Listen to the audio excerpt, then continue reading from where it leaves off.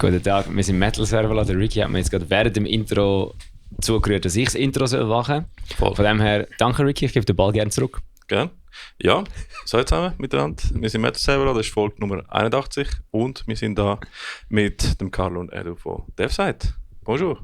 Bonjour, merci für die Einladung. Zusammen. Merci vielmals. Ja, sicher. Ja, DevSide, erster Song gerade rausgebracht. Wie ist es überhaupt dazu gekommen? Beziehungsweise, für die euch nicht kennen, stellt euch mal kurz vor, dann können wir mal ins Thema reingehen. Ja, eben Carlo, der Sänger, und wir müssen noch schauen, ob es mit der Gitarre funktioniert. Ich da dazu auch noch Gitarre spielen, aber ist eigentlich schon geplant. Probieren wir mal. Und ja, man kennt mich auch von Breakdown of Sanity. Bis Ende 24 dort lang dabei gewesen. Wie viele Jahre sind es? Schlussendlich, also wir haben ja noch Pause gemacht, aber ungefähr so 17 Jahre oder so, alles zusammen. Damn. Und fast ein volljähriges Kind. Ja, das sag nicht, ja. Nein, aber super Zeit gewesen. Und ja, jetzt bei DevSide weitermachen. Ja, ich bin der Edu. Sorry. Wir kommen von A Small District, mehrheitlich. Und ich habe jetzt endlich die Möglichkeit, mal Gitarre zu spielen bei einem Projekt. Geil. Darum mal nicht mehr Bass, mal etwas anderes. Du bist das Umgekehrte von den meisten Leuten im Fall. Weil die meisten Gitarristen werden ja irgendwann knelcht zum Bass spielen und du wirst jetzt knelcht zum Gitarre spielen. Nein, macht vielleicht das Leben einfach schwerer. Das würde ich so nicht sagen. Mehr Seiten dran, viel weniger Orientierung. Nein, definitiv. Und ihr habt jetzt den ersten Song released. Erzähl mal ein bisschen über den. Ja, also es hat alles angefangen, eigentlich, glaube ich, wegen der Zusammenarbeit für Changing Faces für Closer EP von Small District. Und wir irgendwie haben gefunden, dass es vibet irgendwie. Da könnte man sich eigentlich noch etwas vorstellen, weiterzumachen, irgendein Projekt zu starten. Und dann haben wir, das war glaube ich Ende 24 und mal haben so erste Ideen irgendwie einander gezeigt und gefunden, ja, das könnte in eine interessante Richtung gehen.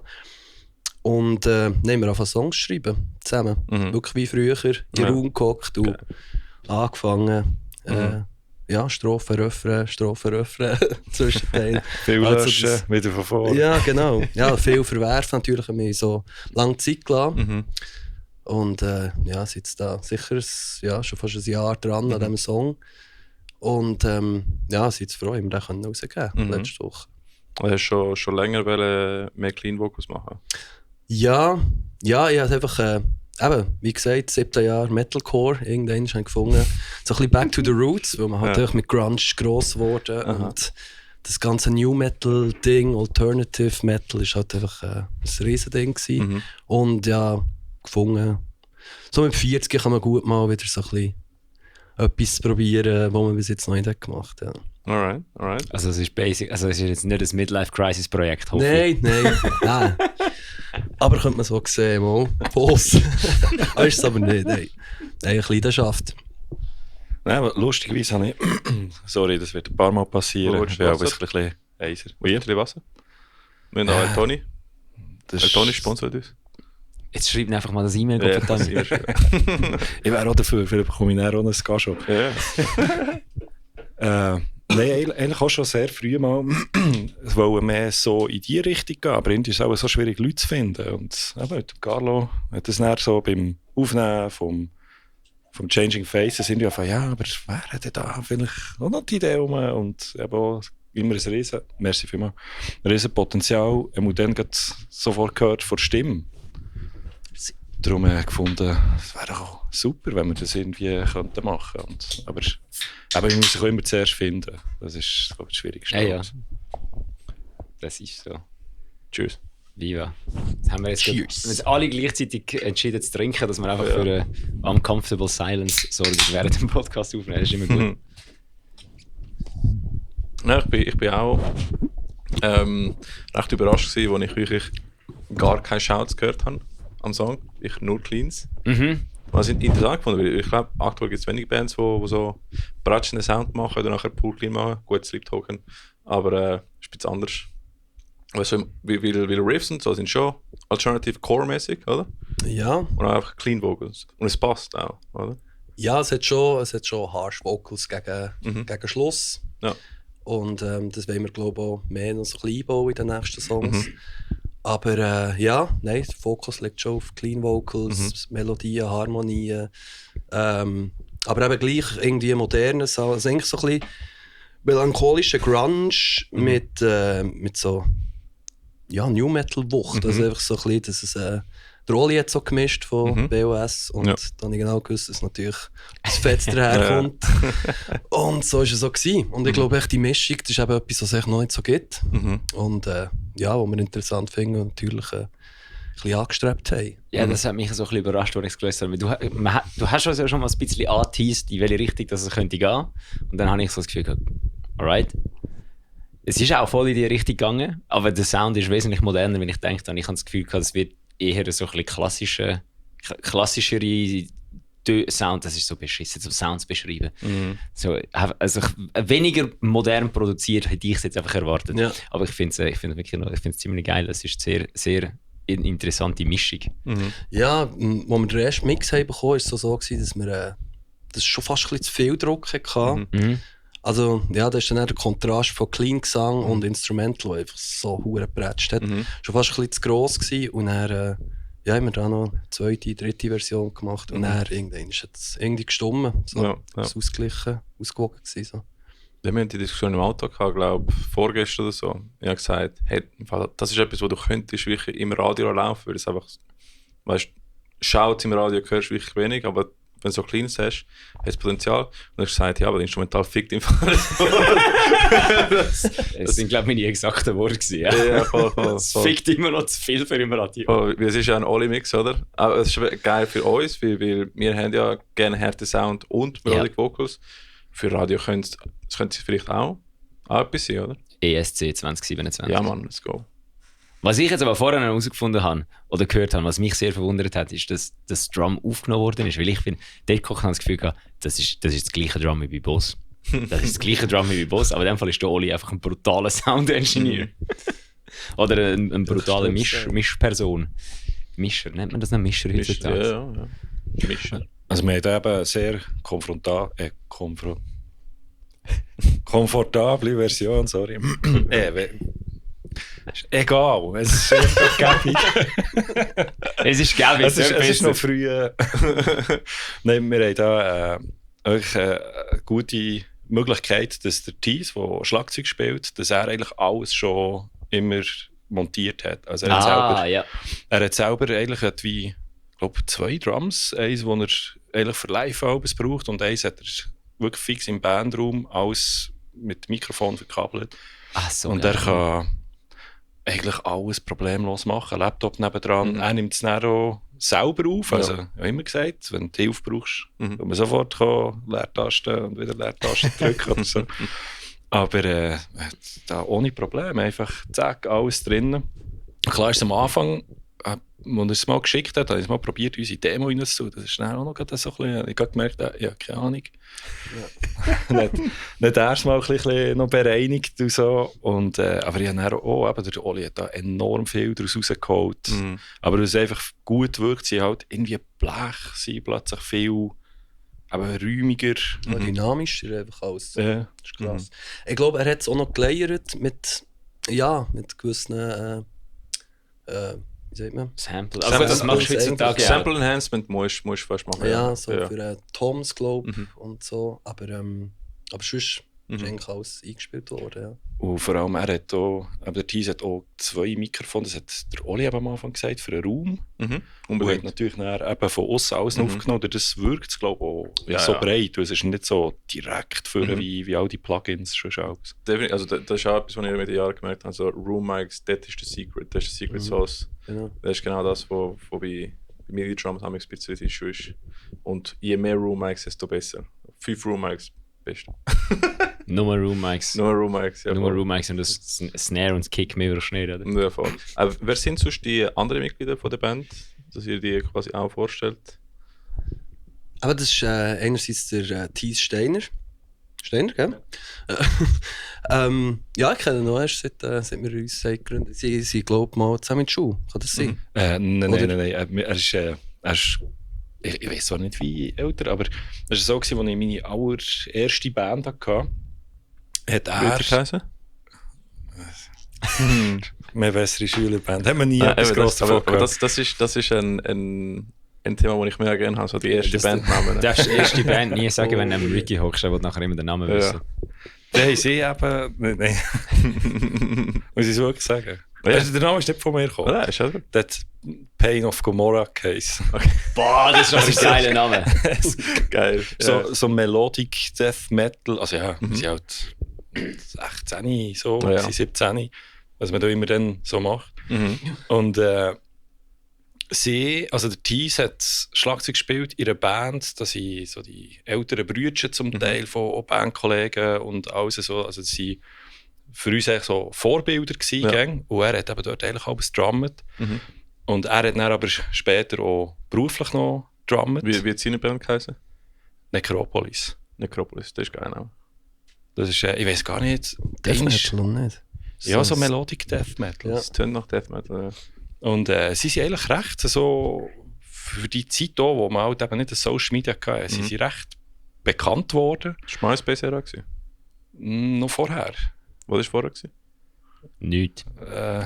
Mund-zu-Mund-Propaganda, glaube ich, Ja, oder wie man das sagt. Irgendwie so, eben wirklich so, wir haben gewusst, die spielen noch immer und die sind dann auch so in Z7 und so Sachen, die haben mal eine Tour gemacht. Mhm.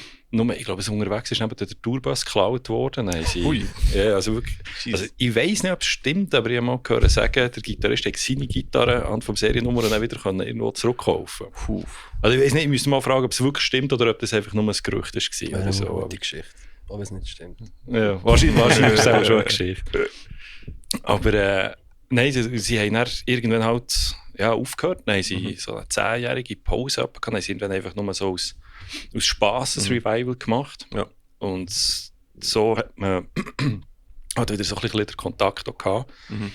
Und irgendwann später, also der Thies hat eigentlich mehr angehauen, für jemand anderes auszuhelfen, wo sie gerade einen Bassist gebraucht hätten. Ja. Und es ist jetzt so ein bisschen ein schlechter Moment. Also Small District, dann eben Deathside, der ist angelaufen. Und alles sonst. Und dann habe ich eben auch gefunden, ja, mir längt es jetzt gerade nicht so, aber was er denn noch so für Zeit hat. Und, so. Und er hat gefunden, ja, schick unbedingt, und so, das nimmt ein Wunder. Und welche Band spielt ihr jetzt? Er? Oder hat gespielt, wo er dir gefragt hat? Vorher, also er hat, ich glaube, viel so Projekte, also wo er sonst arbeitet. Ich glaube, ich weiß gar nicht, Roberto Brigante, glaube ich. Das ist so italienisch, ich kenne es zu wenig. Also mehr so Session-Arbeit gemacht? Ja. Okay. Und darum ist das dann irgendwie so gekommen, dass ich dann gefunden habe, ja, aber willst du nicht vielleicht mal so uns kann spielen und so. Ja. Und ich habe gewusst, das verhält unglaublich gut. Also da kannst du einfach spielen und du weißt, es passiert alles, wie es... Zuverlässig, ja. Mhm. Und neben dem ist es einfach ein cooler Typ, also von dem her. Das ist das Wichtigste. Ja, Ja. definitiv. Mhm. Und der zweite ist... Der zweite ist der Bassist, Stefan Wittmer. Nennen ihn Leffi. Der hat bei Mortal Hater gespielt. Das war eine Band, wo der Adrian und der Björn von Small District haben angefangen. Das war so anfangs BOS-Zeit. Also sind wir immer mit denen eigentlich unterwegs gewesen. Und eigentlich, mehr oder weniger alles ein bisschen zusammengespielt. So, Habt ihr dann- etwas so recorded Zeit- mit Mortal Hate? Da gibt es schon etwas. Ich oder? glaube, wir haben aber auch etwa 3-mal aufgenommen und jedes Mal wieder verworfen. Irgendwie ist immer etwas dazwischen gekommen, dann haben wir gefunden, nein, jetzt plötzlich doch nicht mehr. Und irgendwie gegen Schluss hat man wie noch so einen letzten Song nochmal einen Versuch gemacht. Und ein Song ist aber, glaube ich, auf YouTube. Aber das ist der Luca von Thorn. Mhm. Der hat dann ich glaube, Armada Studios. Ah, oder so der hat das, hat glaub ich. angefangen. Ja, dann hat er viele Bands angehauen und gefragt, ja, wollt ihr aufnehmen? Und wir gefunden, hey, das ist schon cool, sehr gerne. Und das ist so eins von seinen, glaube ich, so ersten Mixen, Alright. die er auch nachher so für andere Bands gemacht hat. Und ich glaube, der ist auf YouTube. Spannend, Aber, kann ich abchecken. Und der hat eben Gitarre gespielt, gar nicht Bass. Das Okay. ist eben genau das. Naja, Gitarre I und Bass. see. Mhm. Aber wir haben ihn nicht genötigt oder so. Er hat das eigentlich gerne probieren. So. er hat eben diesen Weg gemacht. Aber es ist eben gut, dann noch ein Bassist, also einer, der das wirklich, wirklich von der aus, von der kommt, dann ihm das so zu zeigen. Es hat, ich glaube, der hat das schon lange gehabt, zum Aufnehmen, oder? Dann sind wir lange im Bandraum gewesen, oder? Ja gut, das ist auch viel, wie soll ich sagen, ist schnurren viel. Und da war viel sicher nicht nur Effizienz schaffen gewesen, aber der Leffi hat hat schnell eigentlich das aufgenommen. Und umgekehrt bin ich auch froh für Sachen, die er mir als Tipps kann geben für eine Gitarre. Ja, es wird auch oft nämlich einfach immer so behauptet, ja, wenn du Gitarre spielen kannst du auch Bass spielen. So. Ja, ich habe auch gemerkt. Du kannst, also zu einem gewissen Grad kannst du es schon. Aber wenn du auf dem Bass einfach genau das gleiche Zeug spielst wie auf der Gitarre, dann hast du eigentlich wie das Instrument nicht, also dann spielst du das Instrument wie nicht korrekt, weil du kannst so viel mehr machen. Es ist einfach in den Steigen, aber nachher zum wirklich gut zu werden. Ich habe vor allem das Gefühl, vielleicht liegt es daran, dass ich einfach schon länger Gitarre spiele als Bass, aber ich habe das Gefühl, wenn du wirklich richtig gut Bass spielen willst, ist es viel heftiger zum Mastern wie richtig gute Gitarre. Weil ab irgendeinem Zeitpunkt ist richtig gute Gitarre spielen nur noch schnell shredden. Beim Bass musst du immer noch die Musik fühlen. Fair. Gut, kannst du jetzt natürlich auch sagen, wenn du nicht Metal-Gitarre spielst, weil ja, es gibt ja noch sexy Gitarren, dort ist dann auch wieder etwas anderes. Der John Mayer ist zum Beispiel ja brutal, der macht auch nicht Metal. Aber ja, in dem Fall... Aber jetzt habe ich noch mal einen da, was hast du das Gefühl, was ist so deine These zu dem ganzen Thema? Also zum Gitarre-Bass-Vergleich-Thema? Also ich habe schon das Gefühl, also ich glaube Theorie und ich sage jetzt mal nur die reine Bewegung ist ja sehr gleich. Ja, das schon. Ja. Aber es gibt so feine Unterschiede, wo, also ich kann es wie zwei sagen, ich bin halt schlechter Gitarre. Oder, also ich bin ja dort erst Kenn ich. Aber ich bin ja dort erst um reingekommen und ich finde jetzt auch nicht, dass ich enorm gut am Bass bin, aber ich habe einfach so Sachen, wo ich weiss, die verheben sehr gut oder die machen den Sound fetter und runder. Und das sind so Sachen, wo man sich darauf achtet, wo du eine Gitarre wie nicht musst. Es ist halt ein anderes Drücken. Ja, also ich musste zuerst mal lernen, dass ich effektiv muss darauf hören, was der Schlagzeuger macht. Und ich angefangen habe, Bass zu spielen. Das ist schon mal sehr gut, wenn man das macht. Und Carlo, du willst auch Gitarre noch spielen dazu?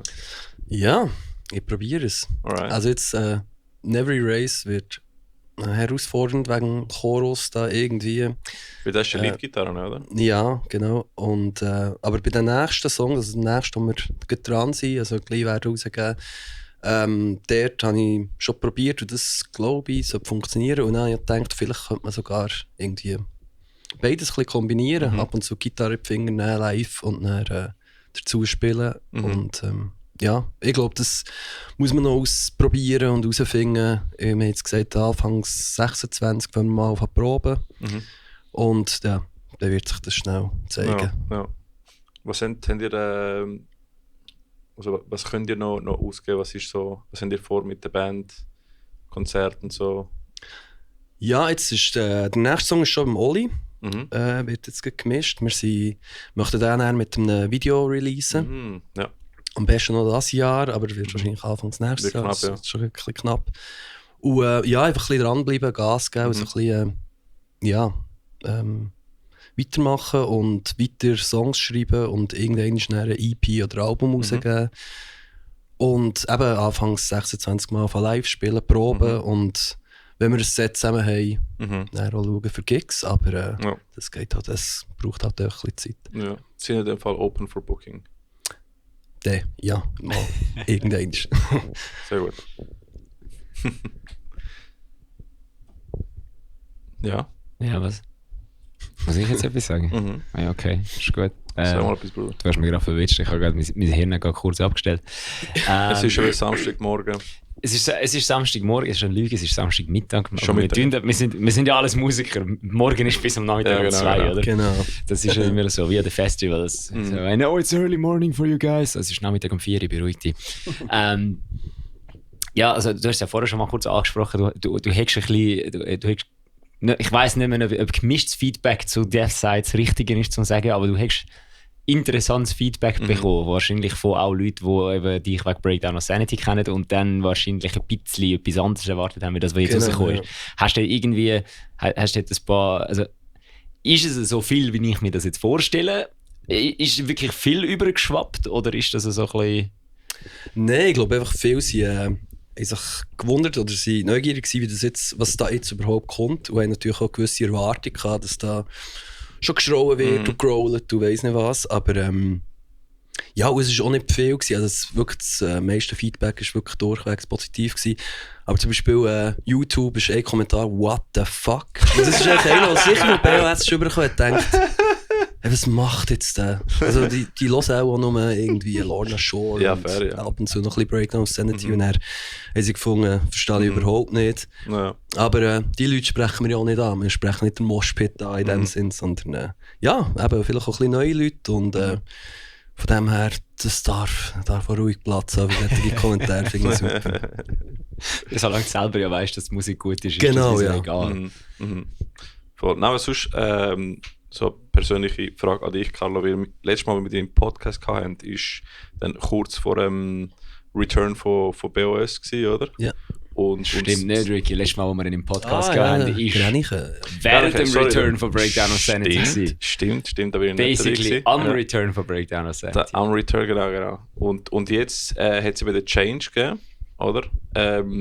Sonst gib mal ein bisschen Backstory, was eigentlich den ganzen Move getrieben hat und jetzt halt ein neues Projekt fokussierst. Einfach mal so als Leute, die die Backstory nicht kennen oder so, mal einen Kontext können bekommen. Ja, also der Grund auch, warum das hier bei ausgestiegen und so. Ja, es ist eigentlich ganz einfach. Ich habe ganz lang, wirklich über ein Jahrzehnt, Metalcore gemacht und habe eigentlich schon immer Bock gehabt auf ein bisschen mehr Melodie und ein bisschen, ja, so ein bisschen weitergehen und neues Zeug ausprobieren. Und wo wir dann zurückgekommen haben wir auch gemerkt, die Leute wollen genau das. Sie wollen Breakdowns. Sie wollen nicht eine neue... Also ich weiss es nicht, aber wir haben uns da noch lang austauscht und so. Und es ist, ich glaube, schon der richtige Move, dass sie quasi... dass ich dort raus bin und sie quasi genau das weitermachen, was sie auch gut können, was bei den Leuten ankommt. Und ja, ich glaube, das ist echt so ein bisschen der logische Ding gewesen, dass sie sagen, sucht doch einen neuen Sänger, der das genau fühlt. Ich meine, ich habe es auf der Bühne immer gefühlt, aber es ist halt einfach dann, ja, man fühlt sich nicht mehr so wie am Anfang. Und das habe ich nicht irgendwie wollen. Als Frontmann musst du das irgendwie auch wirklich verkörpern, auf der Live, auf der Bühne und so. Und dann habe ich irgendwie gefunden, ja, die Zeit ist irgendwie gekommen, um etwas Neues zu machen. So. Und es ist alles so ein bisschen parallel. Also ich habe dann aufgehört und dann sind wir eigentlich schon zusammengehockt und haben ja neue Songs geschrieben. Und es war einfach so ein frischer Wind gewesen. Irgendwie hat es wieder richtig Spass gemacht, neue Musik zu machen. Ja, und ich hätte jetzt mir nicht vorstellen, nochmal ein Metalcore-Album einsingen. Irgendwie. Also klar, man hätte es irgendwie machen können und so, aber man hätte es auch irgendwie durchziehen können, aber ich habe gefunden, das ist irgendwie... Das will ich forcieren, oder? Ja, genau. Und dann habe ich gefunden, der lieber halt wieder von vorne anfangen, blöd gesagt, und ja, etwas machen, was ihm richtig Spass macht. So. Ja. Vor allem jetzt hat der Kiwi übernommen. Wie fühlt sich so als die Übergabe vom Baton oder wie das heisst? Ja, also als ich es im Kiffa gesehen ist natürlich schon crazy, strange, aber irgendwie auch proud. Also irgendwie, es ist krass, dass irgendwie mal das von unten siehst und irgendwie die Leute plötzlich mal das Feedback von unten wahrnimmst und das siehst und ja, und stolz bist, dass irgendwie, dass das so viele Leute anspricht und so eine Energie hat. Ja, das war krass gewesen, ja. Aber gleich, ja, natürlich hure komisch. Ja. Eben gefunden, ja, ist es doch dort, aber und dann irgendwann habe ich es, so nach dem Intro, habe ich es dann schon geniessen. Aber am Anfang war ich richtig nervös gewesen, so im Sinne von, ich muss jetzt auch noch etwas machen dabei. Nein, Mann, du kannst jetzt mal endlich ein bisschen zurücklehnen. So. Ja, man hat alle Gewehrweise, so, kommt er noch? Kommt er nicht? Kommt er noch? Also auf die Bühne? Ja, genau, oder? kommt er auf die Bühne, kommt er nicht auf die Bühne, kommt er auf die Bühne, kommt er nicht auf die Bühne. Dann irgendwann hat sich, glaube ich, der Ricky mal so umgedreht. Carlo steht nicht mehr dort. Und wir also, was? Carlo steht nicht mehr dort. Er kommt nachher auf die Bühne. Und wir also, ja, wobei, aber... Yeah. Ja, Ja, ich glaube, also, ein bisschen komisch. irgendwie, es wär auf der einen Seite wahrscheinlich schon geil gewesen. Also die Leute hätten es sicher alle geil gefunden. Wahrscheinlich hättest du es geil gefunden, wahrscheinlich hättest du die Band geil gefunden. Aber so, der Move, dass sie es eben nicht gemacht haben, finde ich Ist auch ein auch Move. sehr respektabel. Ja, es ist ja. wirklich ein Move. Es ist einfach so zu sagen, hello, das ist denn jetzt... Ja. Und dann wäre ich natürlich auch wieder hure nervös gewesen, weißt du. Und so konnte ich es mal richtig geniessen, mal ein Bier holen. Ja, komm, ist gut. Wir haben oft als Thema im Podcast, dass die Möglichkeit, um deine eigene Band mal live zu sehen. Entweder wenn ein String kaputt geht und du hast ein Bier trinken, oder hast du irgendwie dein Bein gebrochen und kommt jemand Ersatz und schaust in die Band so die Erfahrung. Wie ist es so für dich so wie die Songs, die du schon seit 17 Jahren mitgemacht hast, dass du plötzlich als Zuschauer können geniessen? Ja, nein, das war krass gewesen, ja. Aber eigentlich so, wie ich es erwartet habe. Also ich habe genau gewusst, also ich meine, wenn wir aber Soundcheck hatten, bin ich auch voraus. Ich habe genau gewusst, dass es hure drückt, das habe ich schon immer gewusst. Es ist einfach wirklich krass, die Musiker, das ist Wahnsinn. Und die Tightness und wirklich, als Sänger kannst du eigentlich nur gewinnen mit diesen Leuten der Band. Das ist krass. Und ja. Ja, also das ist etwas, was ich wirklich kann. Also eben, ich habe ja ein bisschen länger gebraucht, um auch noch auf den Breakdown Sanity Trains hoppen.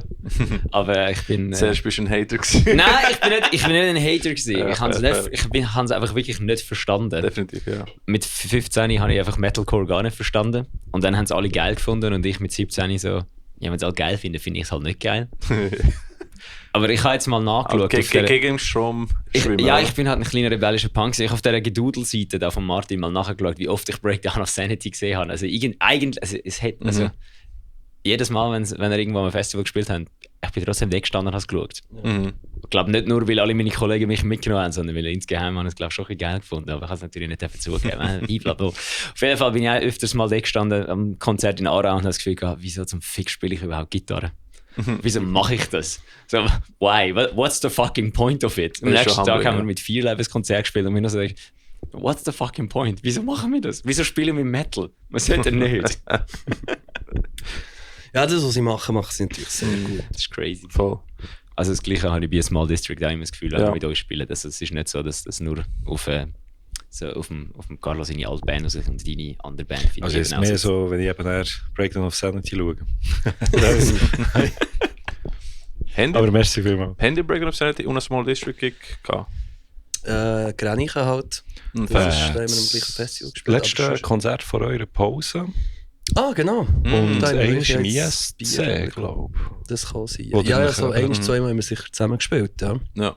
Das ist das, genau, die Abschlussshow ist ja genau. mit euch und Scream Your Name. Ja, genau. Ja, No Revolt. Gibt's Scream Your Name noch? Machen die eine Musik? Ich glaube nicht. Nein, ich glaube es nicht. Ja. Weil die sind ja auch so... Letztens Breakdown of Sanity, Scream Your Name, alle anderen. Voll.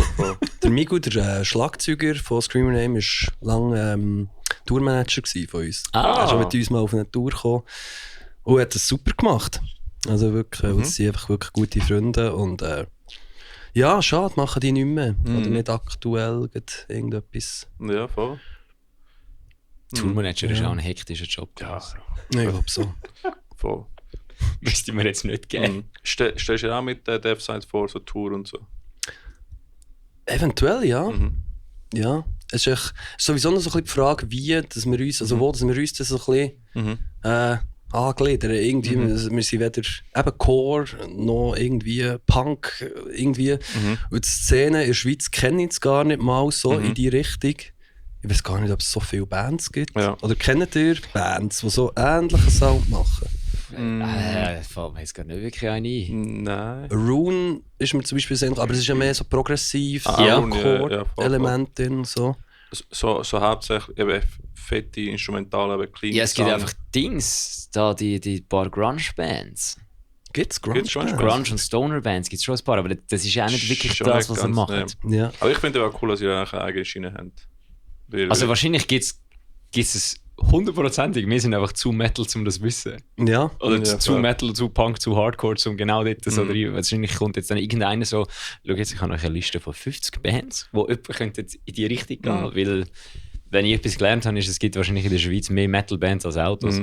Das ist aber das Gute von dem Sound ist, du kannst in einen Metalcore-Line-Up reinpassen, du kannst in einen Alternative-Line-Up reinpassen, nur Metal-Line-Up reinpassen, also bist eigentlich free, das stimmt, ja. Free zu machen, was du willst. Es ist so ein bisschen, ja, da könntest einfach das Problem kommen, dass die Crowd also das Problem haben, wo ich mit den Versus gesehen, wenn wir mit so sehr viel als Breath und so Bands spielen und wir Löris dann kommen mit diesem Gögeli-Sound ist dann immer so, was machen jetzt die Huren Weicheier da? Hat er Und dann bis jetzt spielen wir immer mit gut Pop-Punk-Bands gemeistert, und dann ja. ist so, was schreit die Huren Double jetzt da so?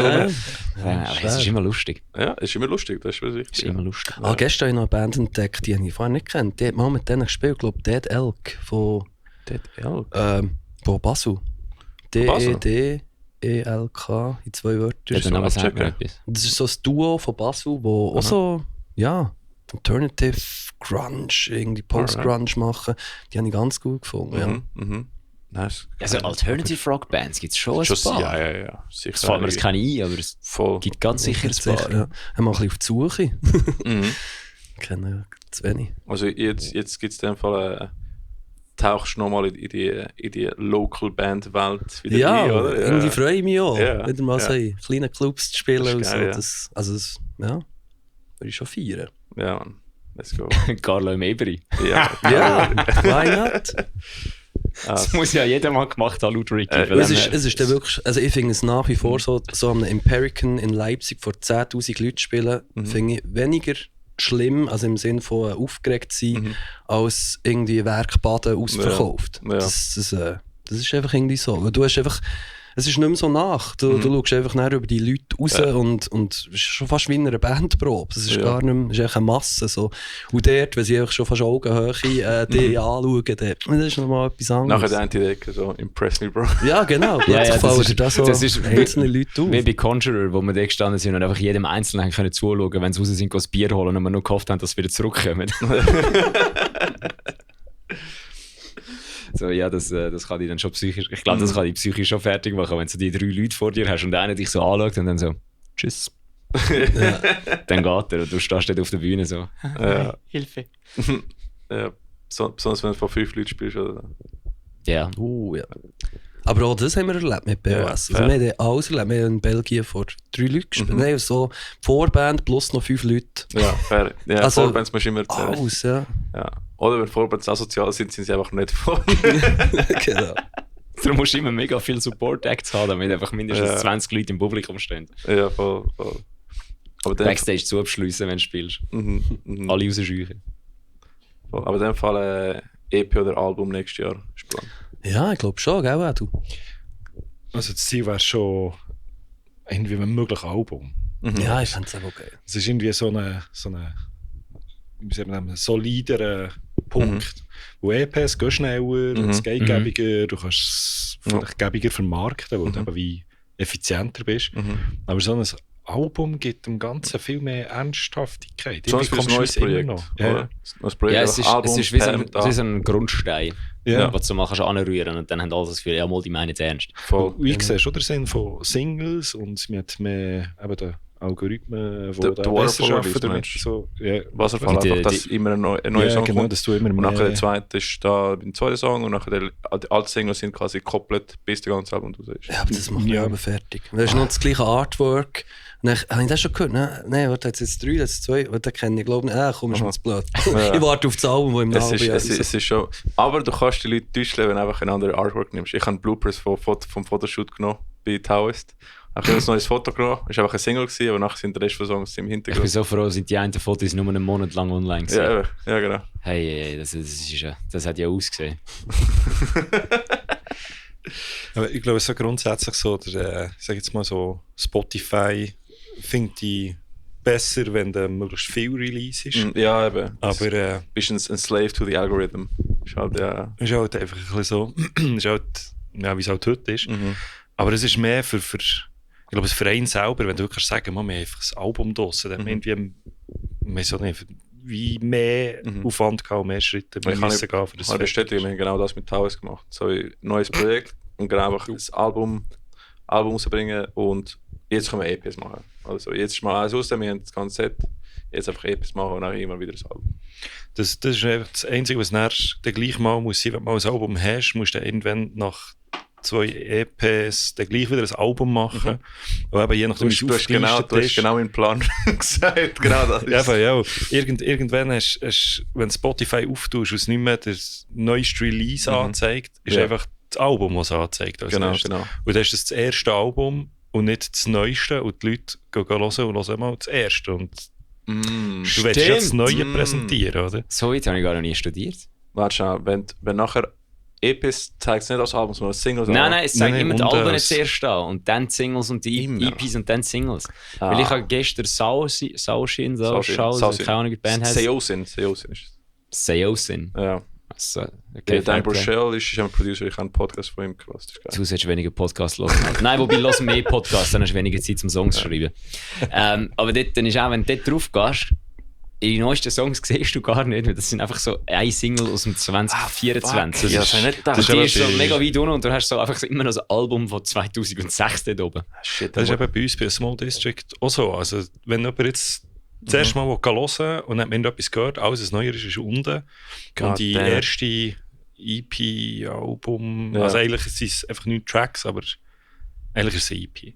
Ja. Und deswegen ist einfach das älteste aus dem 2016 das oberste und das repräsentiert uns ja wie gar nicht mehr, oder? Das ist aber immer noch ein verdammter Banger und ich lasse die Ja. EP. Aber Ständig. Spotify tut selber entscheiden, ob es EP oder Album ist, oder? Ja, ab 5. Ich habe gemeint, 1 bis 3 sind offiziell- Single, 3 bis 5 sind, sind EP. EP und ich glaube Ja, gemeint, 6 bis 9 sind dann ein Album. Irgend so. Ich habe gemeint, ab 9 ist das erste Album. 9. Ich bin mir eben auch nicht mehr sicher. Also ich habe eben gemeint, 1 bis 3 Single, 4 bis Joel 7. und Roman, bitte kommen zurück. So, jetzt Bis 7 bis 8. jetzt muss ich meine Schon noch Strategie nicht nochmal gezählt. überlegen. Das ist ein guter Punkt. Aber schon nur bei Spotify so, oder? Apple Music zum Beispiel Ja. ist immer echt das neueste Das Release. Thema ist Spotify, auch wenn es heutzutage viel gehatet wird und ich finde auch, der Service ist schlechter und teurer, ist immer noch Marktführer und das ist das Problem. Das ist so, ja. Oder? Du musst immer berücksichtigen, wo am meisten Leute gehen. Ja. Obwohl ich finde, jetzt ein paar Jahre ist es einfach schlimmer geworden. Also, ich hasse den. Ich sage es in jede fucking Folge. Der For You Empfehlungspage, wo einfach Fake Bullshit anzeigt. Es zeigt nicht mehr an, was deine Zuhörer wirklich hören. Und das nervt mich so. Vorher sind es wirklich alle Local Bands von deinen Szene gewesen. Und jetzt sind einfach irgendwie komische Bands von Louisiana, die etwa auch 1000 Mal Listeners hat. Und ich so, wie, Bro, ich wollte schauen, was die Leute wirklich hören. Ja. Weil anhand von dem kannst du auch Konzert planen. Und ich so, hast du gesehen, ja, Leute von meiner Band hören auch gerne die Band. Und kannst du machen. Es war super gewesen. Könnte ja sein, dass vielleicht, wenn jemand zahlt, das wie priorisiert wird. Das ist halt, wie es halt heute oft läuft, oder? Wenn du Geld in ein Spiel Nein, sie stellst. haben einfach so Breiter. algorithmische Dings eingeführt, um dich quasi Empfehlungen zu geben, die etwa im gleichen Range sind von Listeners und so, aber nicht mehr regional. Es ist wirklich so eine algorithmische Empfehlung. Also es ist nicht mehr das, was die Leute hören, effektiv. Genau. Sondern was könnte ich dir empfehlen? Punkt. Also, Ja, weil seit der Ricky da die Metal Server Playlist gemacht hat, dort ist kurzzeitig, bis das Feature geändert haben, ist bei jeder Schweizer Metalband nur andere Schweizer Metalbands Eben, angezeigt worden, weil eben. wahrscheinlich in dieser Playlist ihnen einfach alles durchgelaufen ist. nein, es sind einfach Leute einfach von Local Bands gehört und einfach ähnliche Bands auch gehört. Das ist aber cool. Eben, ja, durch das, ich nehme an, wahrscheinlich eben so Playlists, wo so ein paar Schweizer Bands drin waren, die haben dann natürlich dort reingespielt, dass die Leute, die Natürlich, das ja. hören auch das. Mhm. Und jetzt ist es wirklich so, also was dort angezeigt wird, ist auch Ich gesagt, kenne vielleicht 1, 2 von den 50 Bands, die es empfehlen. absoluter Ramsch. Das ist eben, und ich hate es jede fucking Metal Saber Folge, aber es ist einfach. Und Release Radar ist auch schlimmer geworden. Früher hast du wirklich damit können zählen, dass einige Tooth Streams oder so auf einen Release bringt oder so. Aber so algorithmischer Push auf deine Followers heutzutage. Ein kleiner Prozentsatz von deinen Followers bekommt überhaupt mit, dass du etwas rausreleased hast. Gut, das ist ja generell so, du musst überall zahlen, dass die Leute es mitbekommen. Schon fair. Aber trotzdem schlechter geworden. Aber ja, fair. Es ist immer noch ein Marktführer. Und deswegen müssen wir halt darauf achten. Ja, es ist so. Naja. Das kackt mich an. Ja, Scheiße. Ja. Hören wir auf, gemein. Ich hoffe wirklich, alle haten so fest, dass es einfach Spotify nachher nicht mehr gibt und dann kommt ein neuer, der mehr Sinn macht. Also ich finde es zwar auch schwieriger, neue Sounds zu finden im Vergleich zum Beispiel früher bei MySpace habe ich jetzt enorm viel neues Zeug gefunden. Wo kommt das her? Ist aber auch nicht algorithmisch bestimmt, sondern ist einfach wirklich chronologisch Genau, es waren die Vorschläge gewesen, meistens von, Ja. wir wollen, oder das sind so die Friends unten, genau, und dann hast du irgendwie, ja, das sind Kollegen von dieser Band, das machen die und also ich weiss nicht, da bin ich manchmal stundenlang einfach eine Band nach der anderen und dann hast du auch irgendwie da im Player ein bisschen reinhören. Voll. Herrlich. Ja, Mann. Was tut mir mich leid. letzte Folge gefickt hat bei Spotify ist, der Ricky hat mir glaube ich einen Song geschickt, ich habe draufgeklickt und dann ist er plötzlich in Spotify ein Chatverlauf aufgegangen. Ja, das ist weird. Habe ich nur so gedacht, was ist jetzt los? Und dann habe ich herausgefunden, dass Spotify, wenn du etwas über WhatsApp teilt hast, das einfach in irgendwo gespeichert hat und jetzt ein Chat-Feature freigeschaltet hat, dass du im Spotify auch kannst chatten. Ich kann sagen, das ist das letzte Release, oder kannst du sagen, du kannst jetzt eben denen, die Follow schon Nachrichten schicken. Und dann ist einfach so, das ist ja cool, aber ihr brauchen habt wir einfach kein WhatsApp auch mehr. uns jahrelang ausspioniert, weil es sind alle Ja, voll. Songs dort rein gewesen, die ich jemals im Ricky via WhatsApp wirklich, geschickt ja, habe. ja. Ah, okay. Ja, ui, voll. ja. Es ist schwer strange. Ja. Wenn sie jetzt noch Gruppen noch erstellen, brauchen wir kein WhatsApp mehr, sondern wir brauchen auch nur noch Spotify. Ja, tatsächlich. Das wär's. Kannst du deinen Follower Nachrichten schicken? Ui, das ist für gewisse Deathcore- und Metalcore-Bands gar nicht gut. Ja, gut, das Thema machen wir jetzt aber nicht auf. Ja. Ah, shit. Ricky, was hast du eigentlich für einen Stern am Gesicht? Sorry, dass ich das erst jetzt frage. Das ist mein Pickle-Sticker. Aha, okay. Voll. Fair enough. Du hockst aber taktisch gescheit. Ja, siehst du nicht. Ja. Nein, aber sonst, was habt ihr sonst allgemein sonst für die F-Seite noch so geplant? Eben, Videoclip haben die ja gesagt. Aber sonst noch andere Ideen, die ich könnte sagen. Nein, ich glaube, wir haben schon alles gesagt. So die nächsten Pläne für so das nächste halbe Jahr. Sicher dann auch irgendwann Merch und so, das kommt natürlich dann auch so, aber ich glaube, es macht einfach den Sinn, wenn man... Ja. Den designst du ja selber, gell? Ja, genau. Habe ich das eigentlich richtig gesehen, dass du gestern oder vorgestern mal noch einen Post gemacht hast, für wenn Bands sexy Genau. aussehen, dass sie dich bei dir melden sollen? Hast du Genau, mal noch ja. reingehen? Ja, das bietet eigentlich schon lange an, einfach für viele Local Bands, aber eigentlich auch international habe ich auch schon Zeug gemacht. Eigentlich der ganze Auftritt von einer Band, von Logo über Artwork, Cover Artwork, Merch, bietet eigentlich alles an und ja, wenn ihr das seht, eine Band hat, ein Projekt, das ein bisschen sexy muss daherkommen, könnt ihr mir gerne schreiben. Ja. Wie war eigentlich deine Design-Karriere gestartet gewesen? Wann hast du die angefangen? Ich habe einfach Grafiker gemacht, Grafiker gelernt. Und, ja, und dann so in KMUs quasi auch im Marketing gearbeitet und der Grafik gemacht. Und weil ich halt einfach sehr ausgelastet war mit der Band, weil wir dann gerade so vor 10 Jahren oder so die ganze Zeit so ein bisschen auf Tour gegangen, wo selber sind gefahren und alles das. Und dann habe ich halt einfach abbrennt für Metalcore natürlich. Und habe einfach viel Zeit halt investiert und auch Ferien gegeben an die Band und so. Und dann irgendwann, 2018 war das, glaube ich, habe ich mich dann selbstständig gemacht. Und eigentlich die ganzen Grafik-Skills angeboten. Und Corona-Zeit überstanden sogar.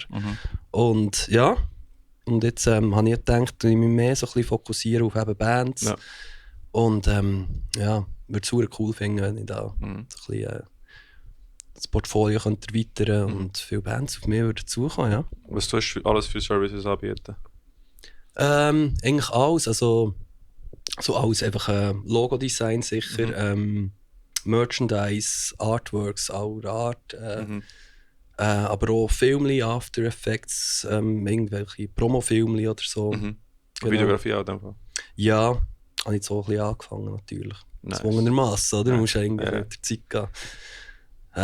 So statische Bilder sind nicht mehr so gefragt wie früher. Du musst sich alles ein bisschen bewegen und alles ein bisschen cool daherkommen. Ja. Ich kann jetzt auch gerade eine neue Kamera vor. Ich habe mega Freude. Ich bin so am Inner-Nerd, was Video angeht und so. Was hast du so für ein Setup bei dir? Aha, also für Video selber mache ich weniger, das mehr bearbeiten. So mehr ein Bearbeitungsprogramm, das ich mir Machst du Premiere oder machst du DaVinci? das auch nicht, eigentlich After Effects. Also After Effects. mit fertigem Material quasi. Tatsächlich. Also mit du Typo schaust, kombinieren. das Video und gut aussieht nachher. Genau. Der Ramsch, den die Leute zusammenschneiden, dass dort nachher auch ein bisschen etwas dabei rauskommt. Ja, genau. Wenn zum Beispiel ein Small District einen Videoclip dreht und dann so Behind-the-Scenes-Szenen und auch so, schicken sie mir das aus. Dann tun das irgendwie eben dann editieren für Stories und Posts und so. Ah, spannend. Alright. Interesting. Ja, bei BOS habe ich mit dem Oli zusammen das alles gemacht. Wir sind ja zusammen in die Schule. Und haben die Ausbildung eigentlich quasi zusammen abgeschlossen und haben natürlich für BOS dann alles können zusammen designen. Er hat mehr so die Artworks gemacht, ich bin mehr für den Merch zuständig gewesen, und durch das war natürlich das alles abgedeckt gewesen und haben wir da können vorwärts machen, so in diesem Bereich. Das ist gut, DIY-Spirit. Genau. Selber machen. Das ist ja eh Ich habe dann wirklich alles gemacht, ja. das ist das, was mich am meisten wegblasen hat, als ich dort bei euch im Bandraum rausgelatscht bin, bin ich dort so, ich glaube, im Ricky im Auto und gesagt, die machen alles selber. Die machen alles selber. How? Und vom Anfang an. Das ist Wie? wirklich krass, Wie ist das möglich? Aber Aber ihr tut auch alles selber aufnehmen, oder? Ja, ja. Voll. Einfach eben mischen, mastern, Ja. das müssen wir noch extern geben, aber Ja. sonst der Rest. hast du Pläne, habt ihr Pläne, das selber zu machen ich in möchte es so Zukunft? gerne. Oder? Ich möchte es so gerne. Aber irgendwie, ich weiß es nicht. Also, ich glaube, der Arsch nicht für mich dort reinzuboxen. So. Aber ja, weiß nicht, vielleicht du. Komm, mach doch das. Ich mache das. Nein, das ist gut. Bei mir ist es mehr so ein... Aber ich tue es sehr gerne, wo es macht ja schon mehr Spass, wenn du eine Demo hast, die nach etwas tönt. Und nicht einfach... Ja, irgendwie muss ich klar, hier wäre der, weißt du, dann würde es dann eher so tönen. So, du weißt etwa, wo es herführt. Aber ich merke auch selber, man sollte halt wirklich einfach eine Zeit haben, für sich wirklich damit auseinanderzusetzen. Mhm.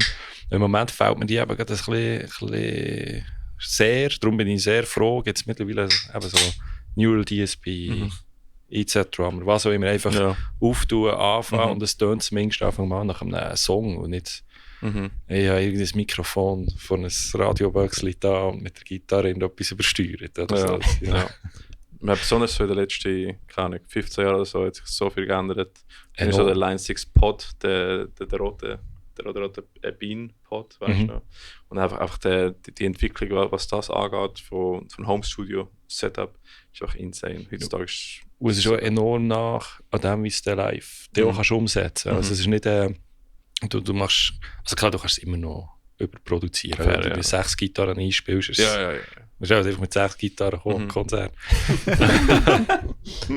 Aber, Oder einem Laptop, je nachdem. ja, aber, soll ich sagen, aber es hilft enorm, aber jetzt auch bei Small District, auch die Sample-Sachen und so, die trotzdem kannst du irgendwie umsetzen. Es ist nicht mehr jemand, der hoffentlich dann zur richtigen Zeit irgendwie auf dem SPDS das Ding bereicht oder so. Und hoffentlich sind wir noch im Timing und so. Also es hat enorm viel gemacht. Und eben, wenn ich denke, jetzt kann ich einfach daheim mit einem Laptop lenken. Eben, ja. Oder ich kann den mitnehmen. Oder, also es ist einfach alles irgendwie gäbig dabei und nicht immer irgendwie so ein Best-Stick da. Ja, voll.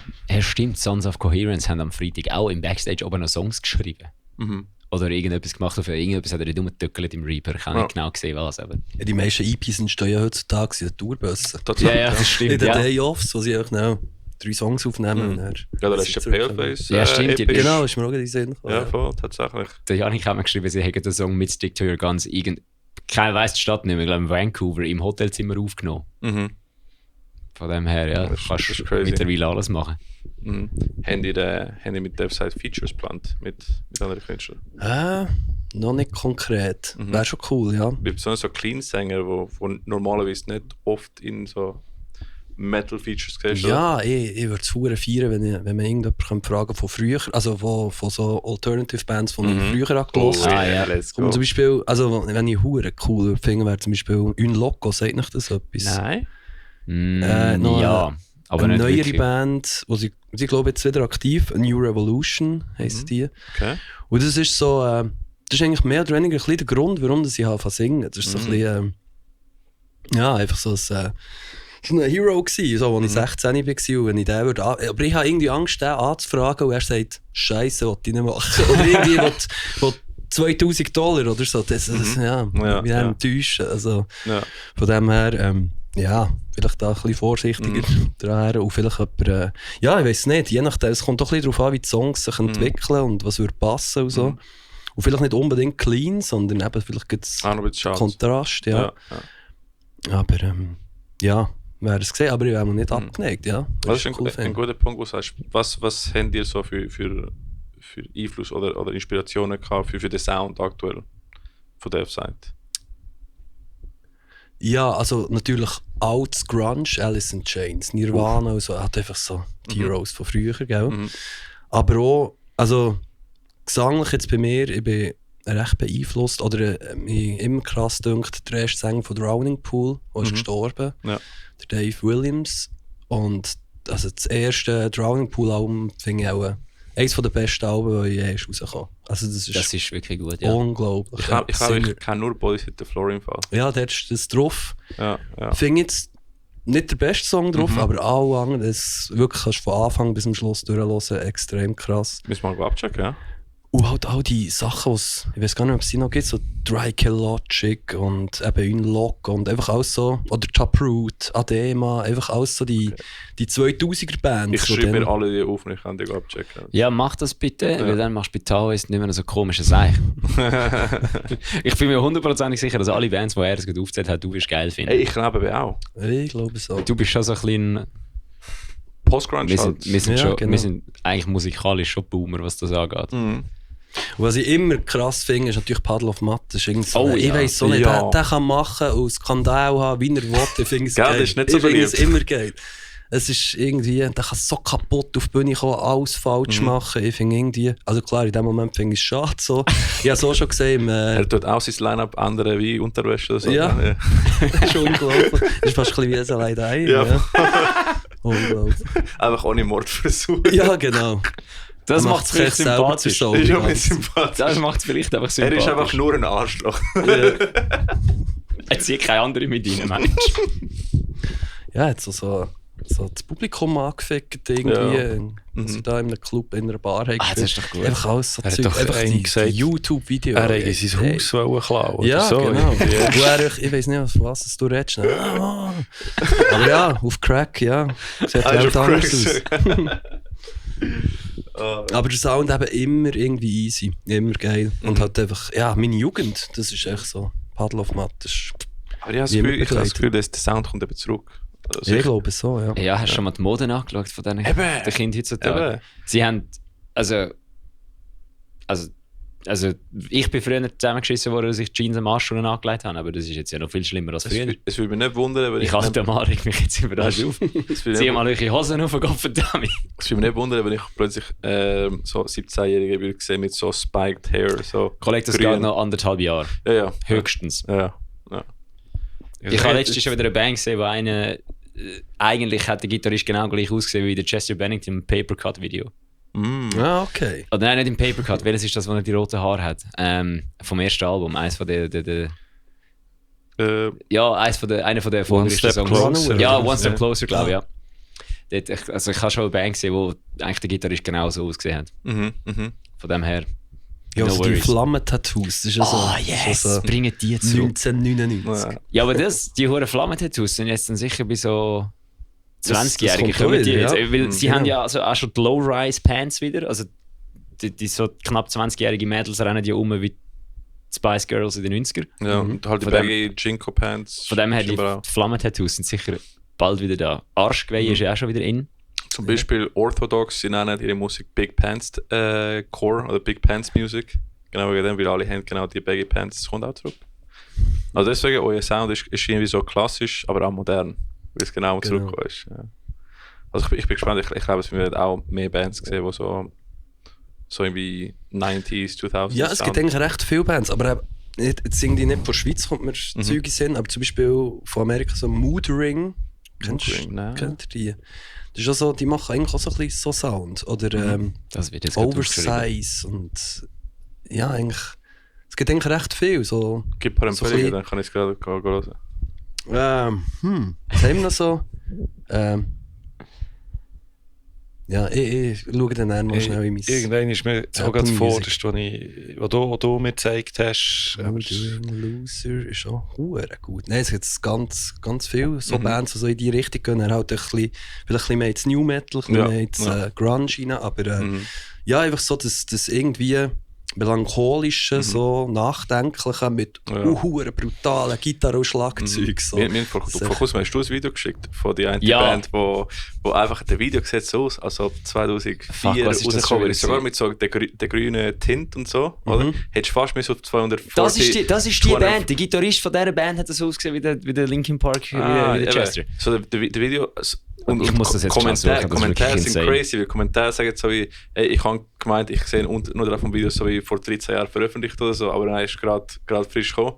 Junge Dudes, so 18 oder so, und einfach so Classic Metalcore, typische Videos so von der Yes. so 7 oder so. Genau. Ja, also das ist wirklich, das ist insane gewesen. Du, wie bist du eigentlich dazu gekommen, dass du so ein bisschen grungy Gitarre spielst? So, weil ich glaube, bei dir sind wir ja beim Breakdown of Sanity Podcast schon gut, jetzt sind wir reingegangen, wie wir nicht zu Breakdown of Sanity gekommen sind. Jetzt haben wir gerade gehört, wie du zum Death Side Sound gekommen bist. So. Was hat dich eigentlich so früher, ihr sind ja beide bei uns schon mal im Podcast gesehen, oder? Gell? Dich haben wir auch schon, du bist auch schon, hast auch schon das Mikrofon in der Hand gehabt, oder? Open Air, ja. Ja, Glaub, ja.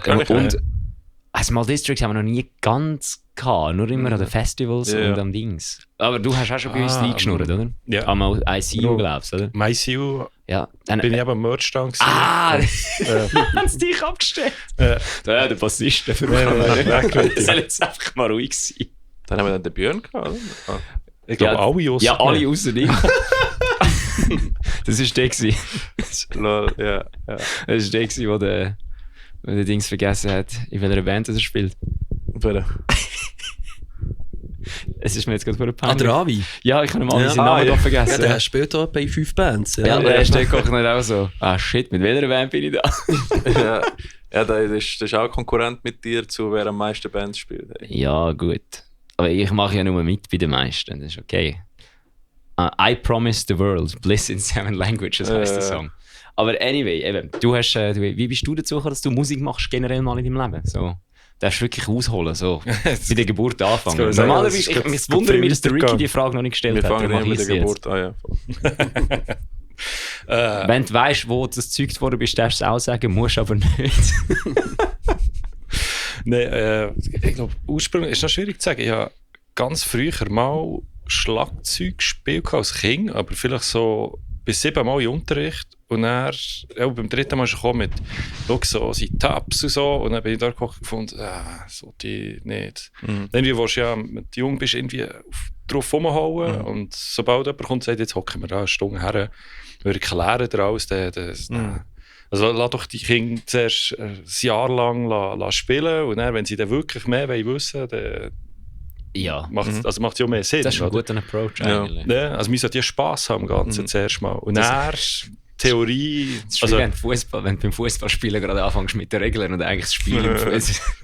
Wie Berufsschullehrer, die eigentlich irgendwann aufgegeben haben beim Fußballspielen, weil wenn sie pfeifen würden, einfach die ganze 45 Minuten Lektion nur müssen erklären, wieso das jetzt ein Foul war.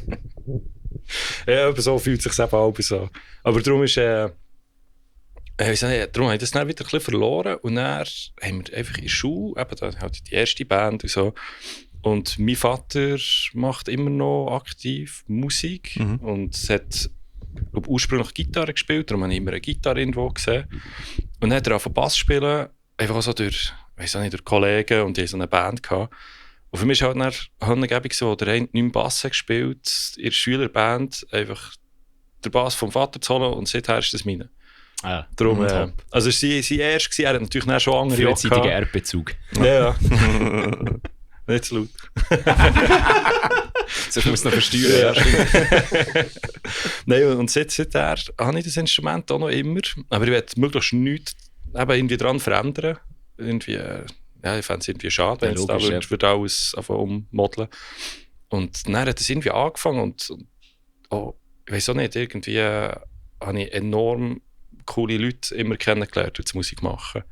Und das hat sich irgendwie so irgendwie ergeben. Und natürlich ist auch die Freude irgendwie, also ich habe immer, eben so als Kind, der Vater hat auch Musik gemacht, hat natürlich es ist viel Musik gelaufen daheim. Und ich weiß auch nicht, kommt das irgendwie, glaube ich, der packt es ein. Und es ist irgendwie schön, auch etwas zu kreieren. Also, auch wenn man jetzt nicht im Radio kommt, aber mir ist zumindest auch so wie etwas beiträgt zu dem Ganzen. Das finde ich irgendwie noch so ein cooler Gedanke.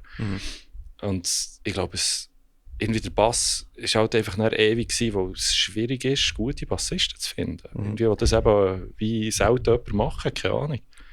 Darum, und es ist halt eben nicht so, Gitarre, da spiele ich den Bass, es ist halt eben nicht gleich. Und durch das hat es sich irgendwie gänger gegeben. Ich habe lange Mühe gehabt, jetzt eben irgendwie bei Small District hätte ich eigentlich von Anfang an auch gerne Gitarre gespielt. Aber es ist so, es ist halt schwierig. Und beim Leffi habe ich wirklich jemanden gefunden, also ich kenne ihn auch schon eben seit Jahren. Und bei ihm habe ich wirklich jemanden gefunden hat, nein, ihm kann ich es einfach überlassen. Es ist voll okay. Wenn er Typ will, soll er kommen. Und wenn er selber will, soll er selber machen. Und irgendwie so habe ich wie viel mehr das Gefühl, das kann man jemandem übergeben. Das ist schon gut. Das ist gut. Ja, das ist wie so dein Problem, denke ich, bei Small District. So, ja, also entweder spiele ich jetzt Gitarre und ich bin persönlich nicht zufrieden mit dem Bass. Oder ich spiele jetzt halt Bass und wir lassen die Gitarristen machen, was sie wollen. Ich denke immer so, ich habe mal ein Doku gesehen da über die Foo Fighters, wo der erste Drummer, den sie hatten, immer musste konkurrieren mit dem Dave Grohl. Ja. Und ja, ich weiß nicht, ob sich das auch wirklich so ergibt. Irgendwie jemand ist einfach enorm viel besser, macht ganz etwas anderes, aber schillt dann irgendwie gegen drauf, was der macht. Und das will ich nicht. Also ich will es einfach können. Ich sage etwas. Nein, mir will das auch, weil ich bin ja Gitarrist. Ricky ist halt Metalcore-Gitarrist wie Sau und ich bin halt nicht Metalcore-Gitarrist im geringsten. Und ich muss mir auch zurückhalten und sagen so, hey, vergiss nicht den einen Schlag dort, den einen Scrape und so. So dort ist einfach so, niemand hört es, niemand interessiert es. Aber ich kann den Gitarrist-Brain nicht ausschalten beim Singen. Und dann ist so, eben, dann fehlt etwas oder etwas, es gibt es mehr und so. Und dann muss ich auch lernen, wie mit dem klar zu sein. Es ist okay, es ist auch gut, dass du das machst, weil ich also die Angewohnheit, dass ich auch faul bin an der Gitarre. Ich spiele halt, also ich bin wirklich nicht Metal-Gitarrist eigentlich. Du hast gar nichts eingespielt für Taoist? Nein, gar nicht. Ricky hat alles gemacht für Taoist, außer das Schlagzeug. Ich glaube, ich habe in einem Song noch Vocals hinten reingeschrauben, aber sonst... okay. Also Backing Vocals werden wir sicher noch mehr machen. Und so, ja. Jetzt hat jeder Mitglied ein Mikrofon und können einfach reinschreien. Es ist super. Ja. 4-stimmiger Gesang. Ja. Eine Stimme ist da, die eine Stimme ist da, die eine Stimme ist da, aber eigentlich sollten wir alle da durch. Da kommen lustige Sachen in der Probe. Das ist schon so. Aber es ist nicht alles, wenn so Fehler passieren, man manchmal etwas gehört, wo man eben nicht mal auf die Idee war, aber halt cool da. Ja, genau. Das machen wir auch. Wir nehmen auch jede Probe jetzt auf. Heisst, wenn etwas Cooles passiert ist, zum Beispiel, du bist mit extra Outro zusammen mit dem Denu gekommen für einen neuen Song. Ja, das so, war spontan gewesen, ja. Mega spontan, ja. Und ich so, oh damn, und jetzt bei Recording mache ich den auch mit dem neuen Outro, den ich vorher nicht geplant habe. Willst du die Originalstory dahinter hören? Erzähl mal. Denu ist zu mir und ich gesagt, sorry, der letzte Chorus ist zu kurz. Wir haben es beim anderen Song schon probiert, da kommen wir nirgends hin. Aber ich glaube, bei diesem Song könnten wir es schaffen, dass wir da noch etwas anbringen. Ja. Und dann haben wir das Gefühl gehabt, was machen wir jetzt? Also, wenn wir das Outro clean einfach nochmal spielen, das wäre, glaube ich, schon noch geil. Ja. Und dann habe ich so, okay, ist gut, ich mach's einfach. Ja. Das ist wirklich gleich, ich mach's einfach. Und dann haben wir es gemacht und der Ricky steht dort, oh, das ist geil. Hast du das nicht so verraten? Jetzt weiss ich es. Jetzt mal, ja, es ist abgesprochen. Ja, das ist sehr gut. Ich glaube, wenn er es gut findet, ist es ihm auch egal. Er ist ziemlich gut im Sagen, ich will das jetzt so. Und dann mit mir auch sagen, ja, ist gut, ist dein Zeug, das lassen wir jetzt sein. Es ist halt einfach ehrliche Kommunikation. Also du hast das schon herausgefunden, dass wir das ein bisschen abgesprochen haben vor allem. Ja, das ist tipptopp, ist gut rausgekommen. Vielleicht weiss er es ja und spielt es dann noch. Das finde ich auch gut. Du meinst, es ist ein Ding, ein Test von ihm. Ja. Machen sie auch aktiv mit oder sind es nur... Aber jetzt zum Gitarrespielen, also hast du schon mal Gitarre gespielt voran so oder bist du jetzt wirklich gerade so neu reingekommen? Also vorher in Projekt eigentlich nie, aber manchmal aus zeitlichen Gründen habe ich bei den Small District Songs auch Gitarre eingespielt. Okay. Darum also du kannst es in dem Fall, hä? Hast du das mal gelernt irgendwie? Hast du die Song mal... Nein, hast du die Songs mal gehört? Nein, ja, das war... Der Oli mixet halt auch nicht gut. Also das Small District Song kann ich glaube sagen, dass ich jede einzelne gelost habe, ja. Nein, ich muss zugeben, ich habe keine Ahnung, was ich mache. Wirklich gefühlt passiert es seit Jahren einfach. Das machst du aber recht gut, finde ich. Okay, einfach Glück. Stoggel da von einem Bund in die andere. Nein, ich glaube, bei mir ist es wirklich eigentlich mehr... Also ich habe von Theorie zum Beispiel keinen Plan. No. Also Noten lesen hätte ich glaube mal beim Flöteln.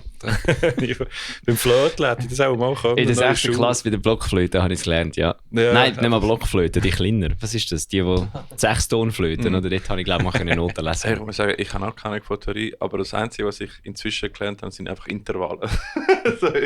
Das ist einfach wegen den Verhältnissen zwischen Strings und so. Aber die Schemen voll.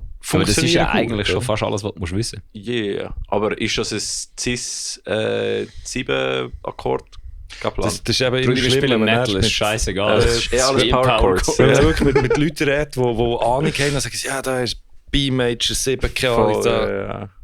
Uns hat letztens der glaub, Soundtechniker ein bisschen gefickt. Wir sind am Soundcheck gewesen, also kannst du wieder chromatisch einfach von oben nach unten Tonleiter durchspielen und dann... Der Mike hat es nicht gewusst. Also, was möchtest du von uns? Leerseite. Das war so lustig gewesen. Ja. Das habe ich aber nie gehabt. Das habe ich auch noch nie gehabt. Nein. Aber es ist eine gute Idee, weil ich meine, wenn der Bass im Raum irgendwo genaue Frequenz irgendwie ein Problem hat. Ja, mein Bass hat im Werk 21 auf der... Ich glaube, es müsste ein A sein. Er schüttelt die ganze Bude. Eben genau, das sage ich. Wenn du es nicht vorher im Soundcheck checkst und nachher im Konzert einfach boom. Ja, das war ja gut gewesen. Shoutout Werk. Shoutout Nico, der Sound-Engineer. Guter Dude. Nein, aber grundsätzlich zum Spielen selber, eben, es ist, ich glaube, einfach immer viel geübt.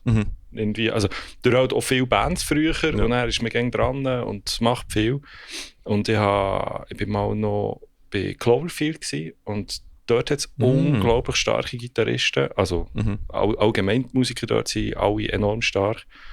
Und dort ist irgendwie das Glück, dass wenn ich Fragen hatte ja, wie macht man denn das? Da haben sie sich die Zeit auch genommen und gesagt, ja, bei hier, da kannst du irgendwie so, oder willst die Finger schneller oder beweglicher machen, dann machst du da irgendwie die Spinnenübung und das hat, am Ende hilft mir ja Theorie nicht. Ich muss es dann üben, aber ja, das ist dann das andere. Gell? Irgendwann kommt man ja nicht mehr so zum Üben, wie man es noch früher ist gekommen. Ja, mit 16 in deinem Zimmer, da kommst du heim von der Schule. Ja, voll. Nein, Mami, ich habe jetzt keine Zeit, ich muss Gitarre spielen. Also die Mutter hat mal Dann bist du 3 gemeint, Stunden eine dort. Zeit lang, sie kurz davor gewesen, mir alles vorzunehmen, was immer wieder, auch wenn nicht mal verstärkt, aber es war immer wieder das Gleiche am Üben gewesen, und sie irgendwann, ich halte das nicht mehr aus. Und dabei ist er ist doch ruhig, er macht kein Seich, ist doch alles gut, Ja, aber ich glaube, es ist unglaublich anstrengend, nebendran zu sein. Ja, das ist so. Du könntest auch einfach nicht heimkommen nach der Schule, irgendwelche Häuser mit Beeren bewerfen und nachher Ja, dann die kostet es. Hauswand putzen. Ja. Genau. Willst du, dass deine Kinder kein Drogenproblem haben? Kaufst ein Instrument, dann haben sie kein Geld für Drogen. Nein, Mountainbikes sind auch super. Ja, vor allem Mountainbikes. Sehr gut. Ist zwar auch schädlich für den Körper, aber ist ja gleich. Das Gute ist bei der Gitarre, bei den Instrumenten, also so, wenn sie genug gut werden, kommen sie vielleicht irgendwann gratis Drogen über. Aber dann haben sie sie auch verdient, sind wir ehrlich. Das ist fair. Das ist Fair Play. Das ist der grösste Rockstar auf dem Planeten, sind dürfen auch Heroin nehmen. Das ist voll in Ordnung. Aber du machst mal eine Auflistung von, wie viele Bands und welche Bands du gespielt hast. Weil Aber eben, das heisst, du hast immer schon Gitarre gespielt, nicht jetzt gerade neu. Nein. Also ein bisschen irgendwie. Nicht, also Deathside ist nicht das erste Mal, wo du die Gitarre in die Hand nimmst. nein, das nicht. Aber ich glaube, es ist mehr so eine Songwriting-Frage, weil es ist enorm schwierig am Bass. Also wenn ich sage, ja, weißt du, und dann spielst du einfach einen Ton und es macht nur dann denkst du dann auch, ja, das willst du genau erklären. Und so. Und durch das ist es eigentlich mehr gekommen, dass ich dann anfange lernen, Gitarre spielen, also wirklich mit YouTube-Videos und so weiter, wo ich dann eben auch keine Zeit mehr hatte, noch in Gitarrenunterricht zu gehen. Wo es, ja, am Abend um 9 Uhr geben sie irgendwie nicht mehr gerne Unterricht oftmals. Aber durch das habe ich auch angefangen, möglichst so weit das zu können, für es auch zu zeigen. Also, dass ich einigermaßen nacheinander spielen kann und mich kommt ein bisschen raus. Das hat immer mal gelangt. Und dann ist irgendwann eben ist der Cubase, Plugins und jetzt kann man, und dort hört man natürlich enorm viel. Also aufnehmen beim Üben ist brutal ehrlich. Und das beste Lehrer. Ja. Und da hat man immer das Metronom drin, gehört alles. Und du kannst nichts verstecken. Die Aufnahme lügt nicht. Nein, das ist das. Ich weiss, sie lügt nicht. Die Aufnahme liegt nicht. Jedes Mal eine kleine Depression, dann, wenn du siehst, wie im Grid, wie untight der Text ist. Es ist wirklich brutal. Darum schaue ich das Grid nicht an. Darum höre ich noch. Also ganz klein. Tönt gut, ist in Ordnung. Nein, ich habe jetzt letztens Quad-Track, ich muss jetzt alle Gitarren editieren. Viel Spaß. Für fix etwa 8 Stunden bin ich dann dran. Das ist gut. Nein, aber Bands, die du gespielt hast bisher? Also so die erste Band, die habe ich ja schon gesagt, die Schülerband. Was war es von Gomorrah? Pain of Gomorrah. Ja. So ein geiler Name. Das könnte eigentlich ein modern... Pain of Gomorrah könnte eine moderne Avengers Core Band sein. meine, Gomorrah gibt es auch eine Schweizer Band, die Gomorrah heisst. Ja. Ich glaube. Ja, voll. Ja. Kann sein. Der Gitarrist von Destruction ist. Gibt es hat Alter irgendeinen Musiker in der Schweiz, der nicht die 2 Bands spielt? Abgesehen von dir und dem Daniel. Gut, Demigo Unleashed ist auch ein Projekt. Ah, ja. Ja. Aber ja, fair. Aber der Pen of Gomorrah. Ich glaube, dann ist gerade Mortal Hatred gekommen. Parallel ist Trinity hat das Case noch gewesen. Was hast du dort gemacht? Soundmäßig. Wie sagt man das? So Hard Rock. Nein, das ist nicht so moderne. Also es hat schon manchmal so ein bisschen. Harter Pop. Ja, Ah, geil. Einfach der Sänger hat halt mehr so das einfach so eine Hard Rock Stimme gehabt. Einfach eben, so wirklich, gesagt, oder? Hard Rock, ja. Aber Hard Pop. Musik. Das ist geil. Hard Pop. Hard Pop. Ja, ich glaube schon. Also, aber es hat Gitarre, Schlagzeug und Bass gehabt. Darum, ja, irgendwie. Aber es ist schwierig zu sagen. Es ist nicht Metal. So gewesen, aber es Pop hat- Rock dann? Alternative Rock? Ja, also, ja, ich glaube, Alternative passt ja immer recht gut. Das ist Aber immer darum, gut beschrieben, ja. Genau. Oder Soft Metal. Das war, ja, Soft Metal würde es, glaube ich, am besten treffen. Ist Soft Soft Metal, Metal Hard Rock? Kuschelmetal.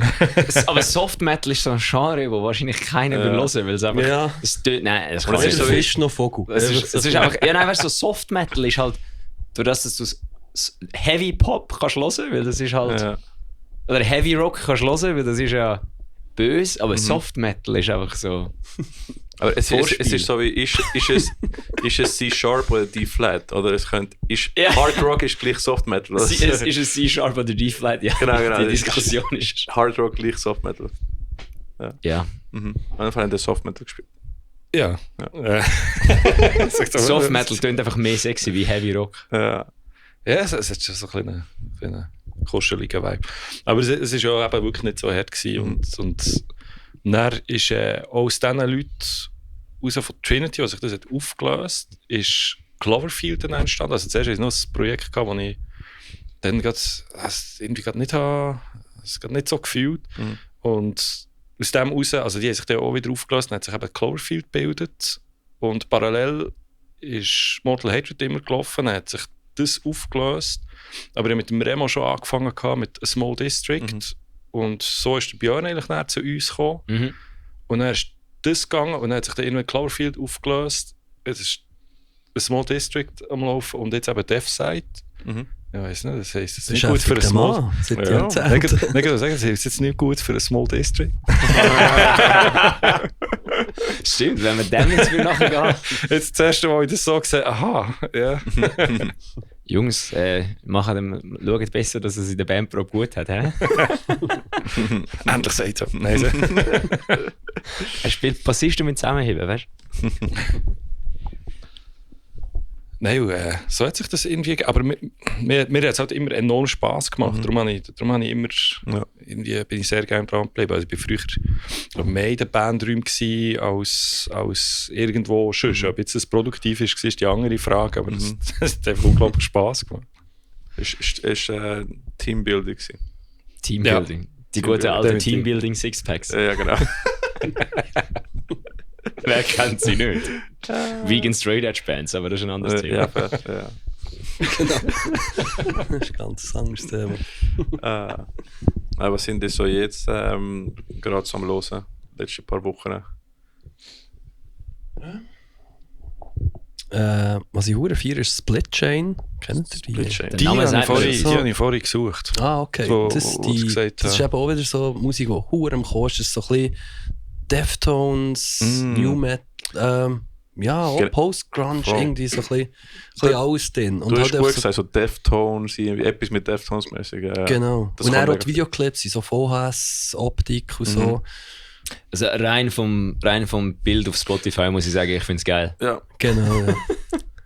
Lange Haare, immer gut. Lange Haare und ein verschwommenes Bild. Ja, Genau. das muss ich abchecken. Es gibt so viele neue Künstler in letzter Zeit, und ich finde so, wow, das ist Ja, cool. aber und Crazy Deftones ist trotzdem grösser, wie sie je sind jetzt. Fair, ja. Ja. Insane. Genau. Ja, sowieso, das alles kommt durch. Limp Bizkit spielt auch Riesenhallen. Linkin Park sowieso, aber... Ja, Limp Bizkit hat im Hallenstadion Aber- gespielt. Hättest du mir das vor irgendwie 7 Jahren gesagt, hätte er gesagt, ja klar. ja. Also ich bin im Hallenstadion schauen, aber es war 2002 gewesen. Ah, Also, ja. Ja, gut. dann sind sie noch... ja. Ja gut, dort hat der Sänger ja noch etwas mit der Britney Spears am Laufen gehabt. Also das ist auch etwas, was nie hätte dürfen passieren, to be honest. Das war ganz schlimm gewesen, die haben Vorband, das ist wirklich, oder 2004 oder so ist das gewesen, im Hallenstadion. Und in der Vorgruppe war Stress gewesen. Kennt ihr den Rapper? Stress. Ist so ein Du kannst es gut finden, es ist ein Welscher Schweizer- Rapper, der Französisch. Doppelpackt hat. Also der Stress ist der Rapper, oder der Schweizer Ja, Rapper? genau. Ja, der. Ja. Ha. Und der war Vorband gewesen. Leck, Ist aber ist der geil. ausgebaut worden. Er ist dann so ein bisschen auf Rock-Rap gemacht und dann so noch eine Fender-Gitarre auf der Bühne und so. Und dann hat er da so ein bisschen einen auf härteren Rap gemacht. Ja. Der ist nochmal ausgebaut. Der hat mir Schön. richtig leid. Da. Aber der hat ja auch, also ich habe das Dress einmal live gesehen, der hat ja auch noch eine Band auf der Bühne eigentlich. Am Mix. Ja, ja. Von dem her, es Wegen hat- dem haben sie gedacht, es würde noch passen und Limp Bizkit und so ein bisschen rappen und so. Ja. Hure hinten rausgegangen. Gut, Leck. aber das ist...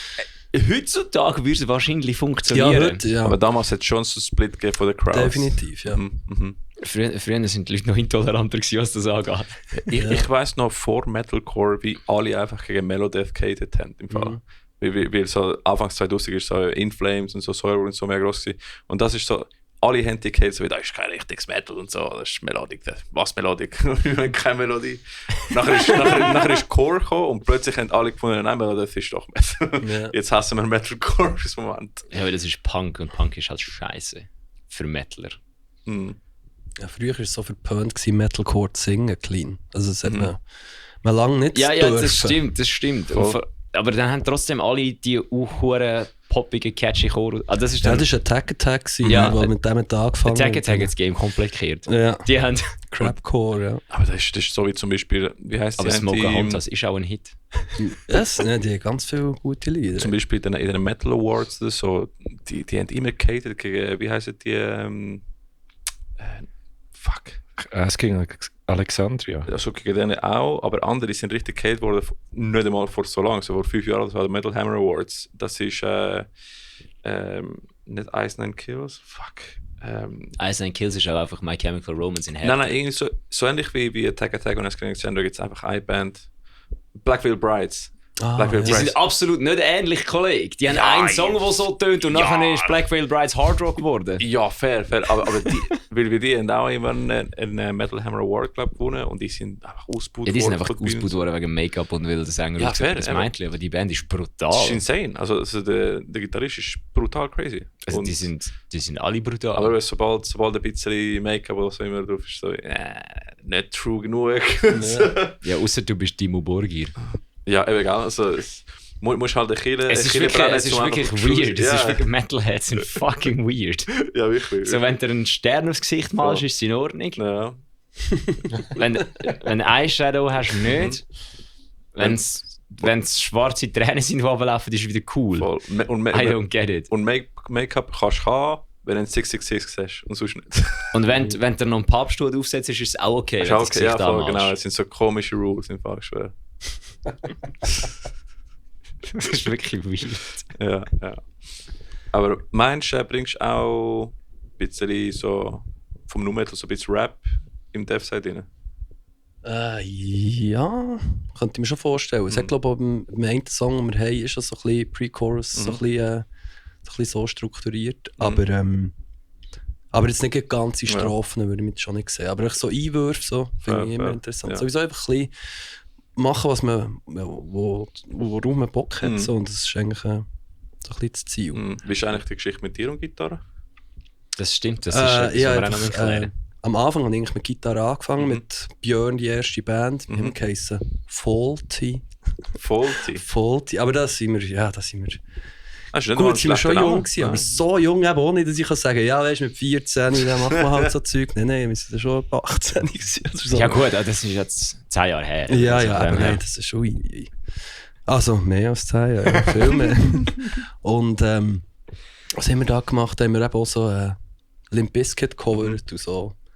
Und aber ich glaube, etwa 2 Auftritte gehabt oder so. Und er haben wir Nerve gegründet. Das ist so ein bisschen Taoist-mässig. Okay. Also da haben wir auch eigentlich New Metal und Hardcore gemischt. Geil. Finden wir etwas auf YouTube? Nein, ich glaube es nicht. Ah. Nein, das ist noch zu früh, noch vor MySpace. Wie ist das? Nerf? Nerf. Nerf. N-E-R-P-H. Vor ja. MySpace. Mit PH? Ja. Ja, ja. Ah. Das ist Einfach weil es alt. speziell ist. Ja, Nicht, ja. dass es nicht irgendwie ableiten oder Aber es ist ein guter irgendwie. Bandname. Ja. Ja, haben wir So. auch gefunden, so catchy irgendwie. Und unser Schlagzeuger ist, glaube ich, mehr so von Queens of the Stone Age gekommen, von dem Ecke. Und Geil.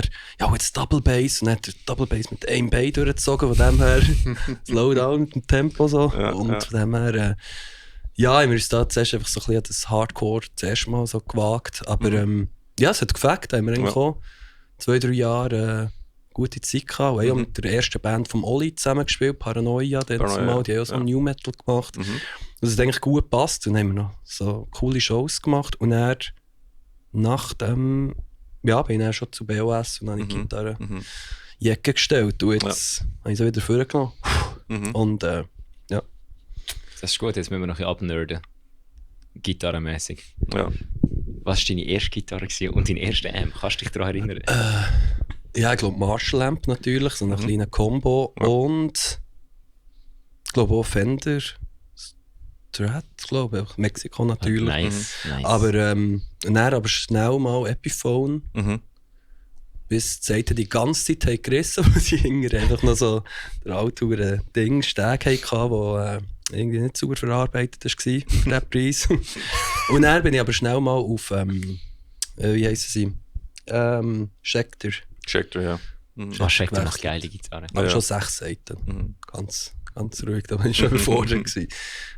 Diamond 6 Serie hat es, glaube ich, geheissen. Ja, Schecter sind auch eine von den ersten, die so eher so Ja. Metal-Versionen gemacht haben, wo eher nicht so wie Busy Rich, wo halt so auf Classic Metal gezielt hat, sondern wirklich so auf Metalcore und Ja. modern, so Ja, mit coole Schec- Flame-Tops und so gemacht. Schecter sind schon sexy. Ja. Sexy Guitars.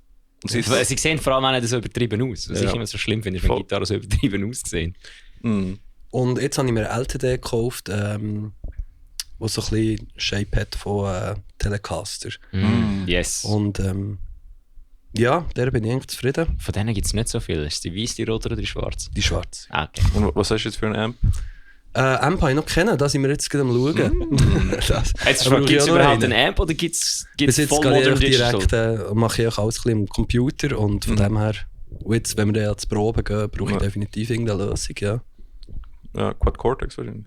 Ja, da Das musst ist du aber mir ein dann- bisschen helfen. Was, Neural Ja. DSP-Sachen. Mhm. ja. Da wäre langfristig, also wenn du den kaufst, wahrscheinlich verkaufst du nicht für die nächsten 10, 15 Ja. Jahre oder so. Bruder, Weil ich verkaufe meinen Ich bin Camper mir jetzt. ganz sicher, dass in den nächsten 3 Jahren wieder irgendein Gamechanger kommt. Nein, Genau das das ist sage aber ich. die Camper, aber Rack oder Profiler allgemein. Und er ist irgendwann nur noch der Stage gekommen. Voll, ja. Schon, das ist Wahnsinn, nur noch ein Floorboard mitnehmen. Und dann ist eben das Quad Cortex gekommen, noch kleiner. Noch kleiner, ja. Das ist das Nano Cortex, es Voll. gibt den Camper Player, es gibt eben zig andere so. Eben Line 6 kenne ich zu wenig, Mhm. aber die haben ja enorm viel. Und ich Ja. habe das Gefühl, wenn hast du einfach nur so USB-Stick Also gross. ich kann mal andeuten, dass ich gerne ein Pedal hätte für Weihnachten. Also nicht, also falls jetzt irgendjemand, ich glaube, die Person, die angesprochen sollte sein, würde es angesprochen sein, wenn sie es würde hören. Das ist so das Valeton GP5. Das ist, Ricky, hast du den kleinen Soll ich die Namen? Person einen Clip machen? So, dass die Nein, Person das ist okay, das ist tipptopp. Was Auf für jeden Fall, GP5? das Valeton GP5, das ist schon so ein so. kleines, wie so ein Stimmgerät grosses Pedal. Nein, ist kleiner als das. Aha, so wie eine kleine Version von. Es ist wie das andere, das ich dir gegeben habe zum Ja, Live-Spielen. Und die haben ja auch so einen Modeler oder weiß ich nicht was. Und die haben das Teil einfach abgeschrumpft auf so ein fucking Pedal. Und natürlich, du musst mit dem Handy verbinden und per Bluetooth den Sound machen, aber so als Backup-Lösung. Mhm. Also ich glaube, ich kaufe, falls Weihnachten nicht klappt, kaufe ich mir das halt einfach und nehme es dann einfach jedes Mal, wenn ich einen Gig spiele, mit, weil du kannst Bass- und Gitarren-Amps simulieren. Voll. Du hast Effekt drauf. Und das ist so ein kleines Scheisspedal. Also von dem her, der Sound ist jetzt wahrscheinlich, wenn du einen Impulse-Response drauf klatscht, ist nicht grob schlechter Voll. wie bei einem Helix. aber du hast wenigstens Sound. Nein. Aber du hast Sound. Beziehungsweise mit dem Quad Cortex sind die eigentlich zu zweit eigene Chain haben. Stimmt. mit eigenen Outputs und Inputs. Das haben wir gemacht. Ich habe auch jetzt, wo wir EDH gespielt haben. Keine Ahnung, ich habe ETH nicht gespielt, darum du hast du das hast nicht Quad Cortex gesehen, gehabt. Dort ist der Radar von Kate Effect und er hat einen Quad Cortex gehabt. Und ich habe gefunden, hey, kann ich dort auch für 2 Songs eine Gitarre spielen? Weil wir nicht genug Songs für das Set. Dann haben wir 2 Covers gemacht. Und hey, eigener Input, eigener Output, brutal gut funktioniert. Und weil wir Quad Cortex hast, tatsächlich auch eine Chain für Gitarre, eine für Bass parallel oder 2 für Gitarre. Kannst du machen. Das ist wirklich insane. Das Okay. Das ist echt ein gesplitteter Ausgang. ja, splitter Eingang und splitter Ausgang. Und du kannst nachher die Chains selber bestimmen. Also du hast 2 separate Chains da drin, gell?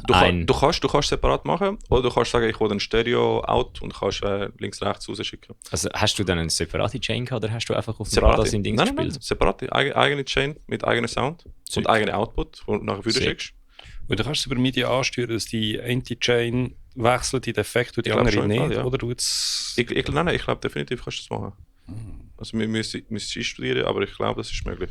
Noch weniger zu Ja, weil PLFs sind zum Beispiel fürs gutes Zeitli Bass und Gitarre über ein Quad Cortex laufen. Wahrscheinlich immer noch. Vielleicht Ich immer habe noch. nicht gesehen, wieso das ändern.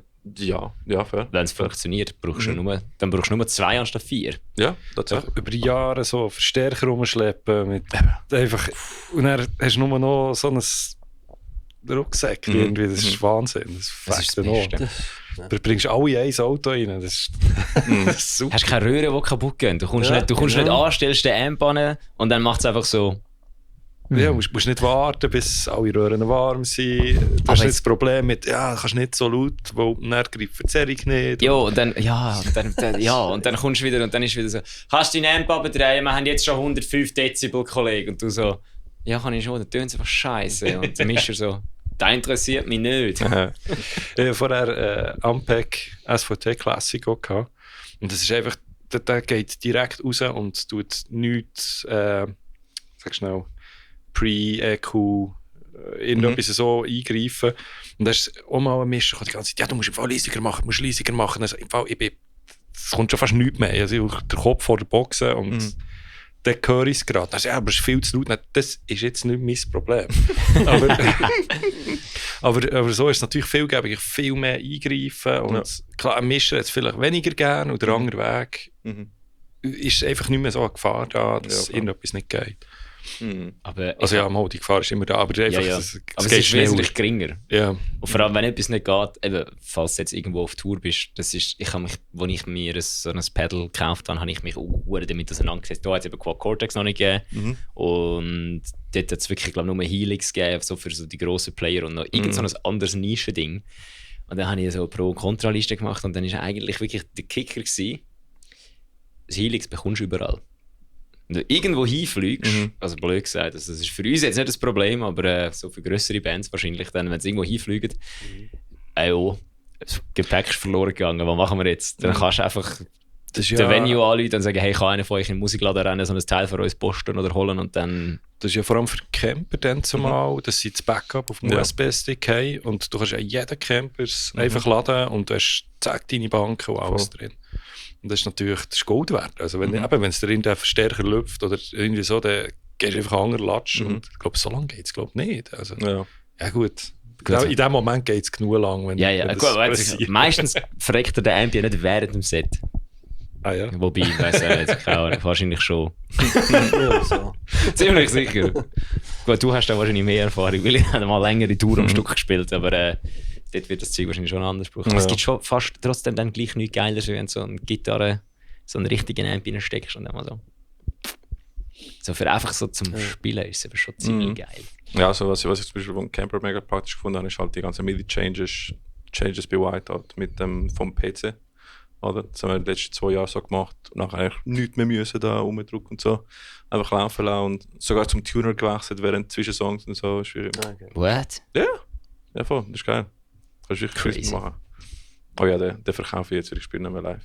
Von dem her. Aber wenn ich Das kommt schon noch, irgendwann keine wird live wieder Gitarre spielen, dann würde ich wahrscheinlich Hat Quad er Cortex Endstufe? holen. Nein, der keine. Ist unpowered.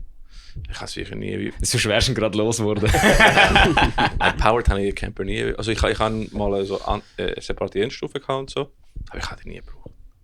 Ich immer direkt einfach führen und gut ist es. Ja. Ja, habt ihr euch schon das Konzept überlegt für live? Gibt es Amps oder gibt es Digital. Mischung auch. Ja, er hat auch gesagt Mischung, aber yes. ich meine, Also wir gehen ja Mischung, nicht, also, aber nicht nicht, auf die Hauptbühne vom Greenfield, von dem her nur in ihr Monitoring wäre, glaube ich, fast ein bisschen übertrieben am Anfang, von dem her auch so ein bisschen. Auf der Bühne muss, es auch ein bisschen, muss man so ein bisschen spüren, so, und die erste Reihe so etwas ein bisschen davon haben. Und ja, von dem her so eine Mischung wird es auch geben, am Anfang sicher. Und Vocals ohne In-Ear. Mo. Ja, Mo. ja. Finde ich schon wichtig. Mhm, mhm. Gut, wenn man es einfach gewöhnt jetzt. Also ich Definitiv, könnte ja. gar nicht mehr, also ja, es wäre einfach wieder etwas Neues. Also ich überlege es mir auch, weil ich aktuell mache ich mit Monitoren und ist schon noch cool, so weißt, wegen True und Hardcore und whatever fuck, aber irgendwann vielleicht schon mal nur für Vocals in. Ich habe echt das Feedback, wenn ich irgendwann schon mal Feedback habe von mir auf den Monitoren, drei durch. Nein, wirklich, das war aber Kampf früher. Niemand hat sich gehört, alle haben ein bisschen lauter wollen und am Schluss du stehst bei deinen Monitoren auch noch rauf und dann, je nachdem, wo du stehst, und dann musst du da eingrenzen auf 1 Quadratmeter auf der Bühne, dass es nicht pfeift. Ja, bewegst dich einmal falsch, hast 4 Minuten lang. Genau.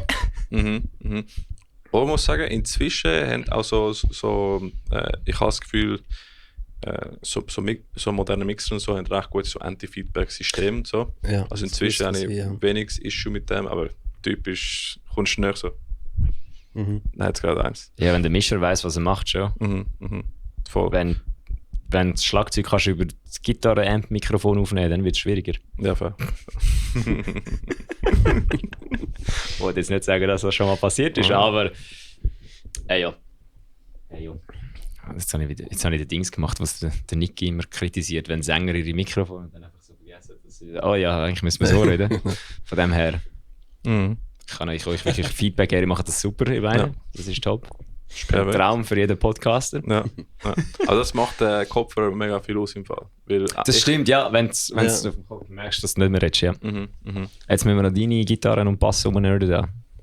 Was hast du so im Petto?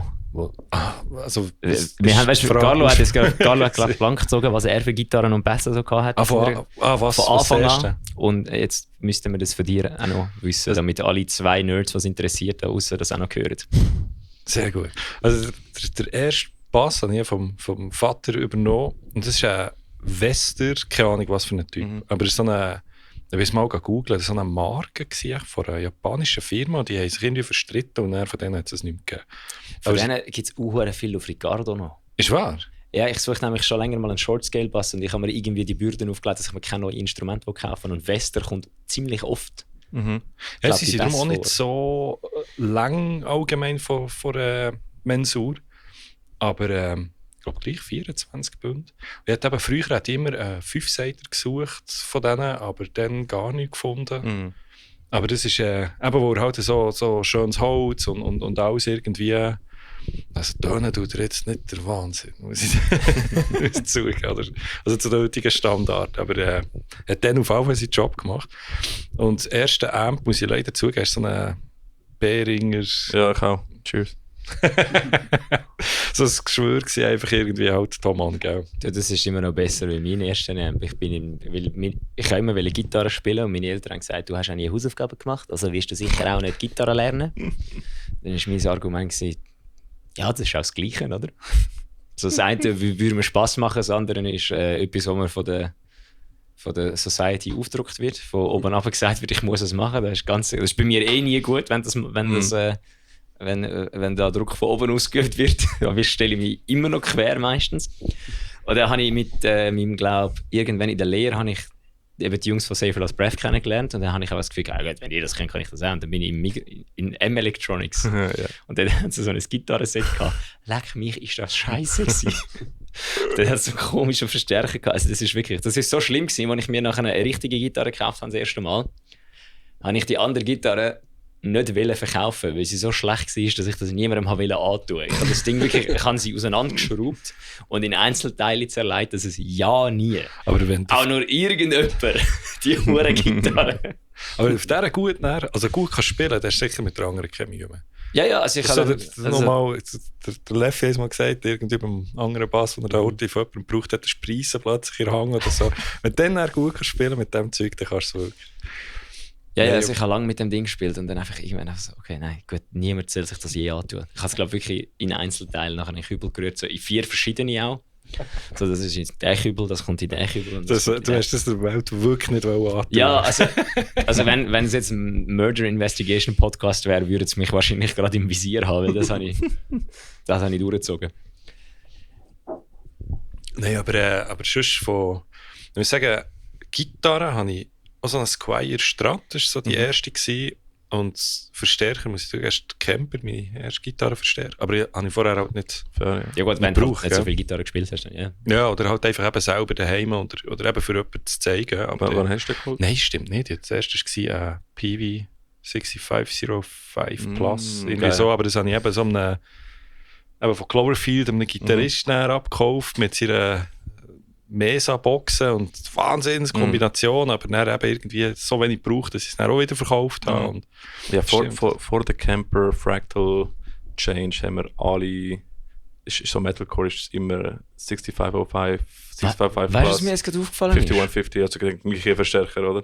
Mindestens einer von der Breakdown of Sanity 6505er ist immer noch aktiv.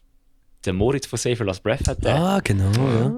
Irgendwie, ich glaube, der Moritz, Moritz, ich ja. weiß nicht mehr, das ist glaube ich auch schon 10 Jahre her, aber irgendwann ist der Moritz gekommen, ich habe einen neuen Amp von Breakdown of Sanity abgekauft, das ist verdammt geil.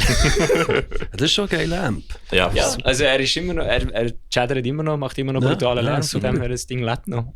ja. Okay. Ich habe auch einen EVH 5553, den ich nie brauche, aber verkaufe ich wahrscheinlich nicht. Das ist einfach geil, wenn du brauchst. Du fängst irgendwann, ich sehe es schon kommen, du fängst irgendwann an, Tao ist richtig wieder am Ampen da mit Cab. Ich sehe das passieren in den nächsten 5 Jahren. wieder richtig Material umschleppen die ganze Zeit. Nein, Das machen wir ja sowieso. schon. Der Ricky, der Double hat das Gefühl gehabt, also einfach, dass ich gesagt habe, Tao, jetzt spielen wir dann live mit Amps. Und ich einfach nur so, nein. Mit Amps Monitoren oldschool einfach. Ja, Wing it. ich kann ihn schon müssen überzeugen, dass mein Pedalboard-Amp gut genug ist. Ja. Ich habe einen Laney Pedalboard-Amp, das war fucking funny gewesen. Da sind auch Leute so gekommen, boah, du hast einen krassen Gitarrensound, wie machst du das? Und ich so, 160 Franken Pedalboard-Transistoren-Amp. Mehr ist es nicht.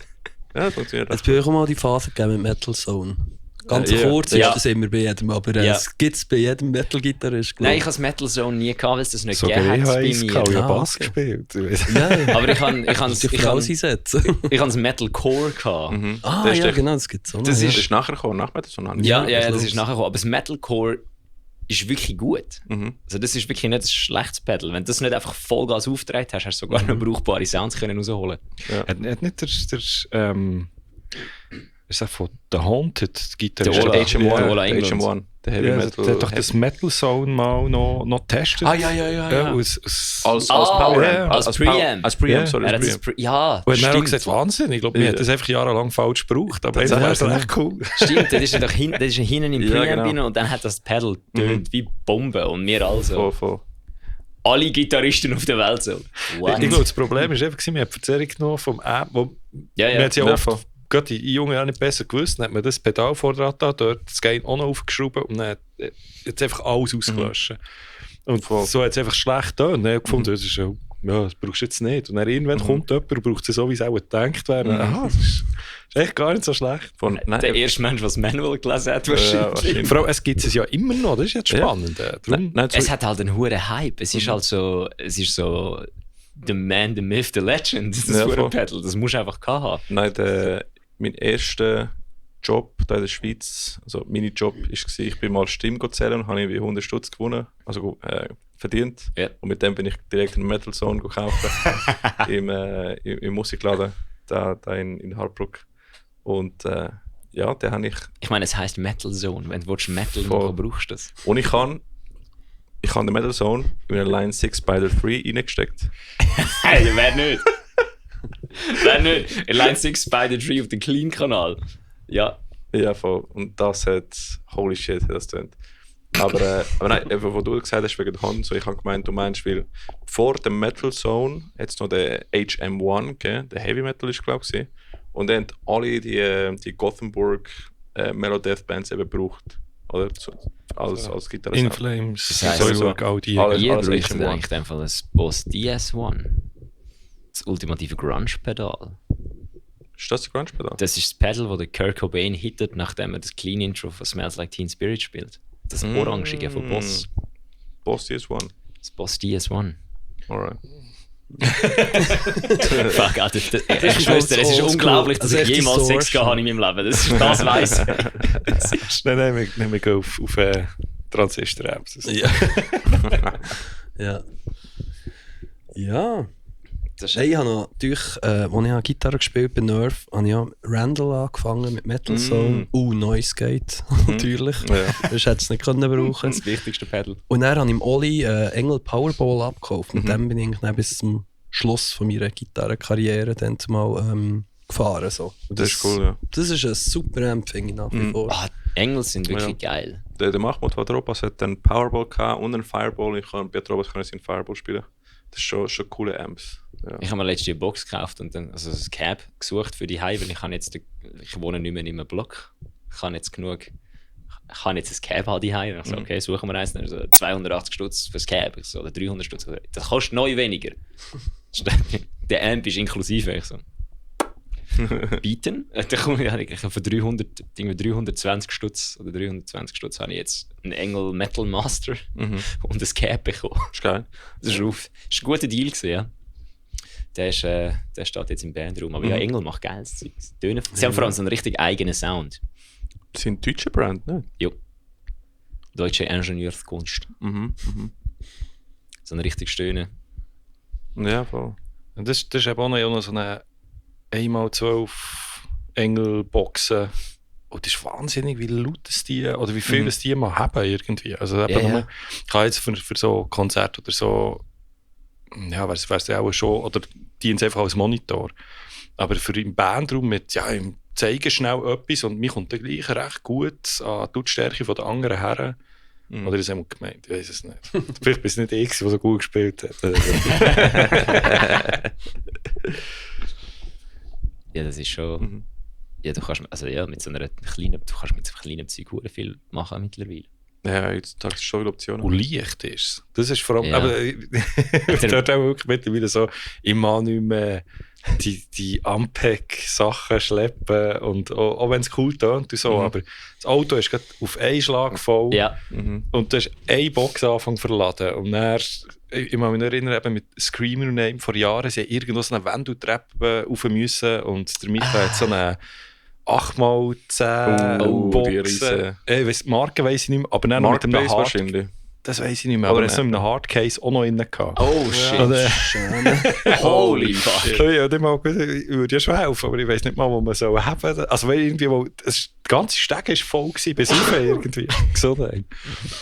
Und darum, nein, das ist irgendwie, und seither ist sobald aber die Box, die ich jetzt habe für den Pass, ist 16,5 Kilo, eben Markpass. Ja. Die nimmst du mit einem Arm aus dem Auto raus, gehst schnell rein und es ist alles super, es tönt super. Ich will jetzt nicht wieder irgendwie altes, schweres Zeug zurück, irgendwie. Darum, wir nehmen keine Röhrenhemds gar nicht. Röhrenhemds. Nein.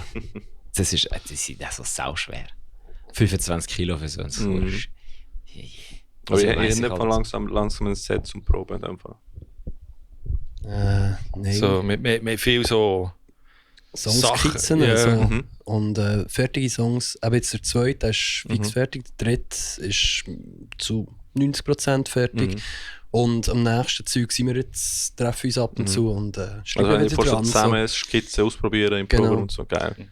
Aber was ich einfach immer cooler finde, ist irgendwie sich irgendwie so eine Woche zurückziehen, irgendwie in ein Häuschen oder so, sich dort einrichten und dann quasi ein Album schreiben. Ja.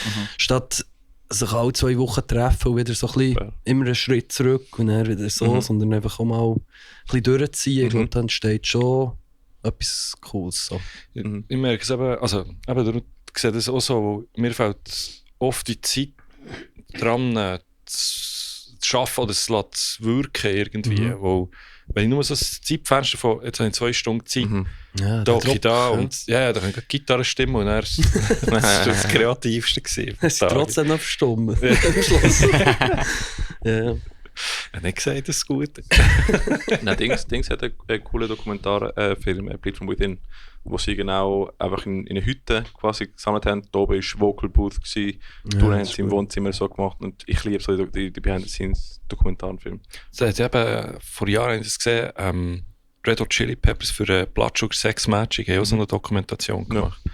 Und das hat mir dann noch so gedacht, das ist wahnsinnig, einfach, ich glaube, der Flea und der John sind, ich glaube, einfach die ganze Zeit scheinbar einfach in so einer Villa neben aussen. Und einfach den ganzen Tag sind die im einen Raum dort im Zeug aufnehmen, dann dort. Und ich glaube, da entsteht schon noch so ein bisschen... Ja, du wirst irgendwann noch experimentell. Ich glaube, es war noch Zeit gewesen, da hast schon Fernsehen gehabt, aber wahrscheinlich hast du noch nicht so... Ja, die so. Du hast nicht das Handy weglegen, um irgendwie etwas zu machen, weil das ist etwas, was ich ständig merke, wenn ich irgendwie mal jetzt heimkomme. Ich rühre mein Handy wirklich in die Ecke. Das Bett liegt in der Ecke, darum kann ich das Handy nicht hinrühren. Sonst ich schmeiße es nicht einfach so vor.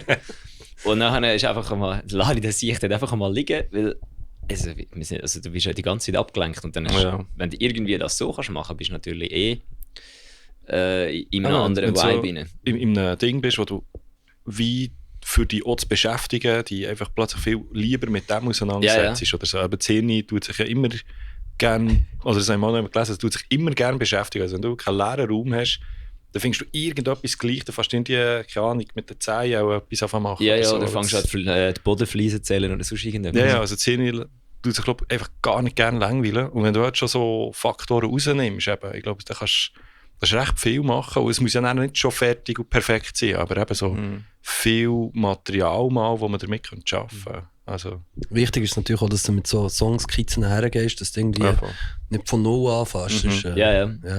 Ja, alles, was nachher dazukommt, ist das Plus, oder? Also, genau. Also, wie schreiben die eigentlich bei Small District Songs? Machen die das kollaborativ oder als eine Person kommt dann rein mit irgendeiner Idee und dann wird es so dort so ausbeindelt?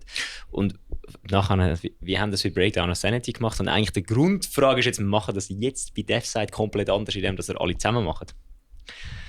Jetzt haben wir zu viele Fragen auf einmal gestellt. Anyway, also kurz einfach fragen.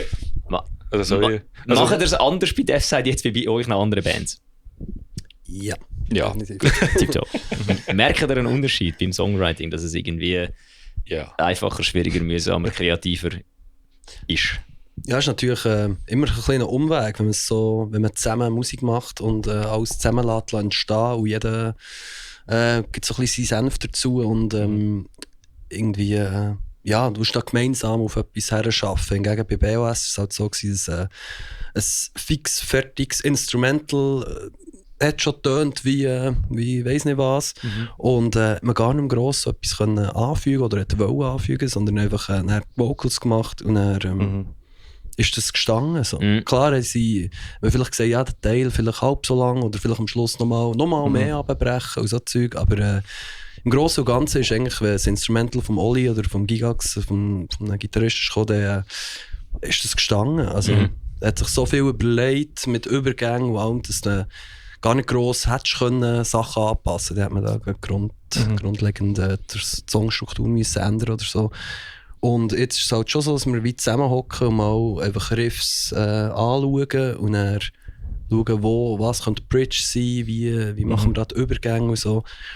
Und das ist halt schon etwas anderes. Aber ich finde, für mich, im Moment gibt mir das auch mehr. So, wieder mal so ein bisschen Bandraum und dort einfach ein bisschen etwas entstehen. So. Ja. Vor allem der Sozialaspekt.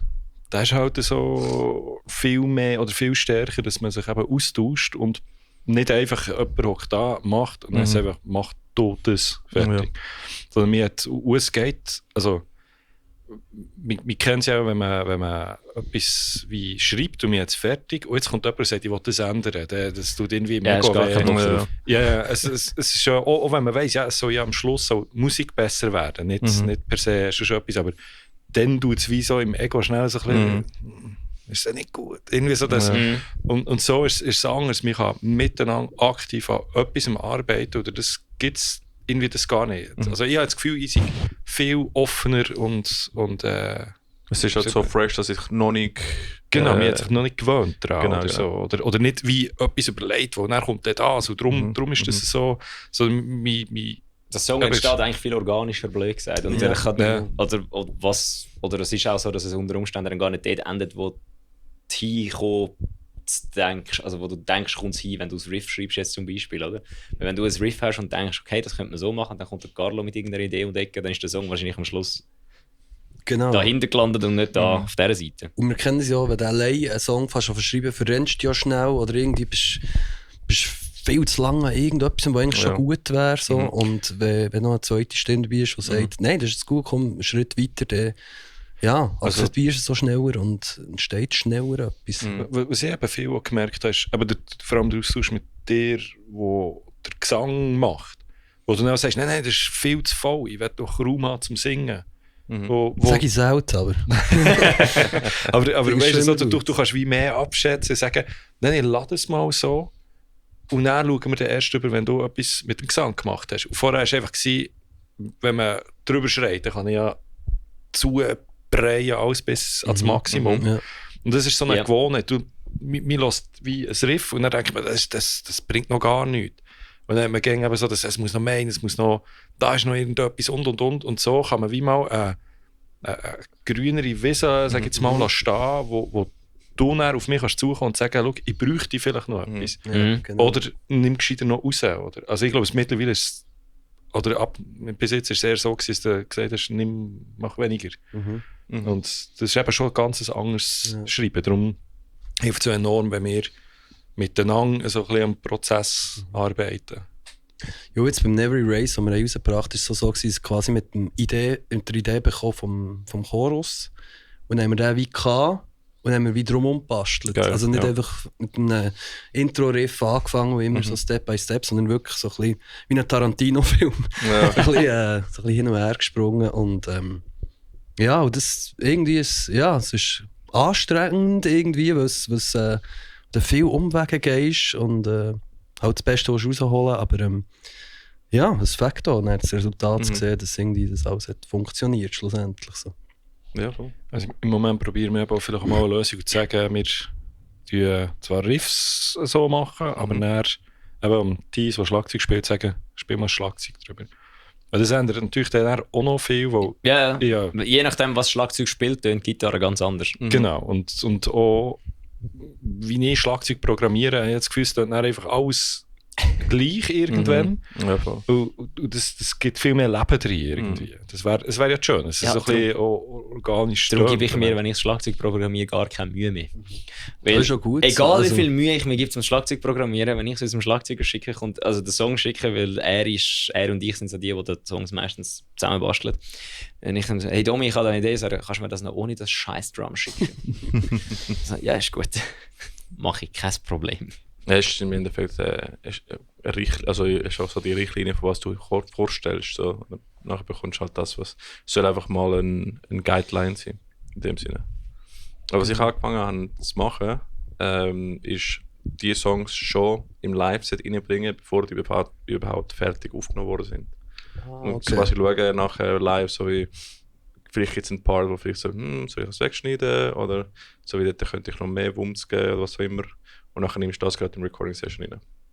Das Aber ist das ist ein guter Input. das ist mega neu. Also das probieren wir jetzt zum ersten Mal mit Taoist. Und jetzt haben wir schon quasi die Songs, die im nächsten Jahr rauskommen, also die erste Hälfte des Jahres, Ja. sind schon im Set drin. Aber das ist noch gut, weil Noch dann nicht nicht die wie sagt man auch, die unnötig so lange Phase hast und nicht weißt, was soll ich jetzt hier machen? Oder du siehst es den Leuten an. Genau. Also wenn sie plötzlich da stehen und einfach, also das ist also anders schauen, das ist nicht das jetzt zeigen, sondern What the fuck? das weißt du bist hier gar nicht gut. Ja, aber wenn es genau. schon draussen ist, ist es geschrieben. Und Eben, dann kannst du nicht mehr zurückgehen. Ja, voll. Und deswegen haben wir gefunden, ja, probieren wir das. Und dann, Gut, also gut, kannst schon. Ich glaube, die meisten Songs spielen wir jetzt mittlerweile auch nicht mehr so, wie wir sie aufgenommen haben. voll. Aber, also nicht Taoist, sondern Eversis. Ja. Taoist ist... Nein, wir haben sogar mit Taoist schon Änderungen gemacht, nachdem es schon aufgenommen worden ist. Wie Burden dritte Chorus. Ja gut, aber nicht, das ist nicht so... Nein, viel. nicht mehr crazy. Ja. Das ist nicht so crazy, ja.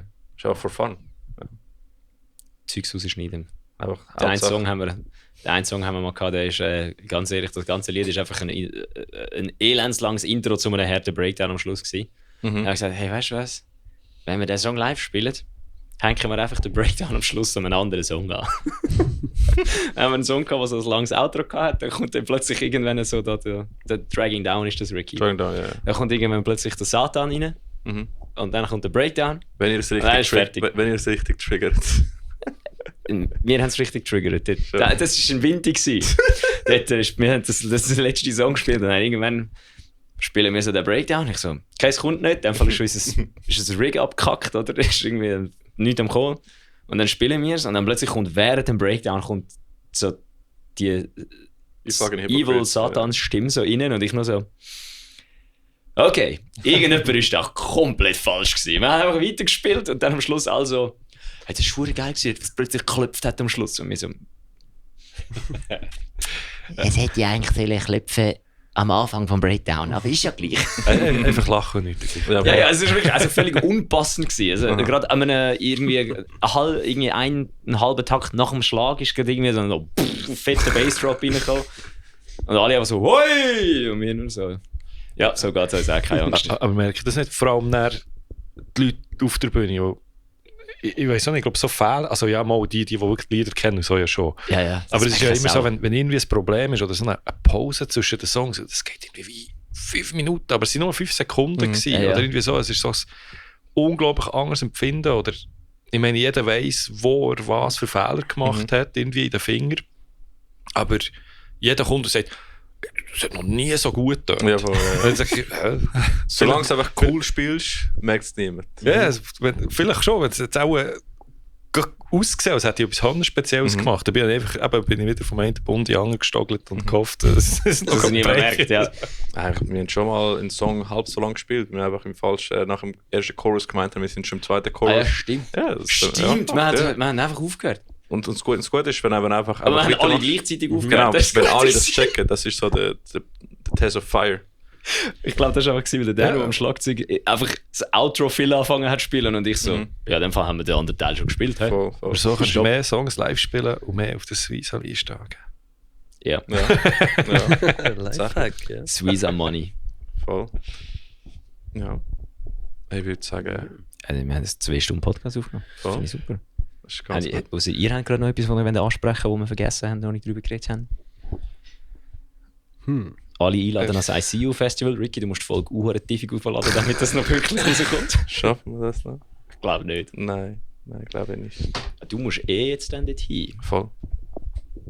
Also du? Kann ich den Geist aufgeben? Sehen das richtig? Nein, den Monitor einfach. Den muss ich nochmal aufladen. Ja, ich denke, dort ist das Display auch Platz. Den habe ich vergessen aufzuhängen, ja. Aber du meinst an Strom hängen? Ja, genau. Okay, ja. Genau. Voll. Aber ist nicht schlimm, ich brauche die wahrscheinlich. Den Monitor muss ich nachher wieder aufladen zum Video machen, mein ICU. Ricky, du musst vor allem unsere Füße zensieren da. Habe ich gemerkt. Ja. Für all die Sexgrüsseln draussen. Das ist halt so. Das ist extra Content. Ja, man muss zensieren, dass man so auf OnlyFans verkaufen kann.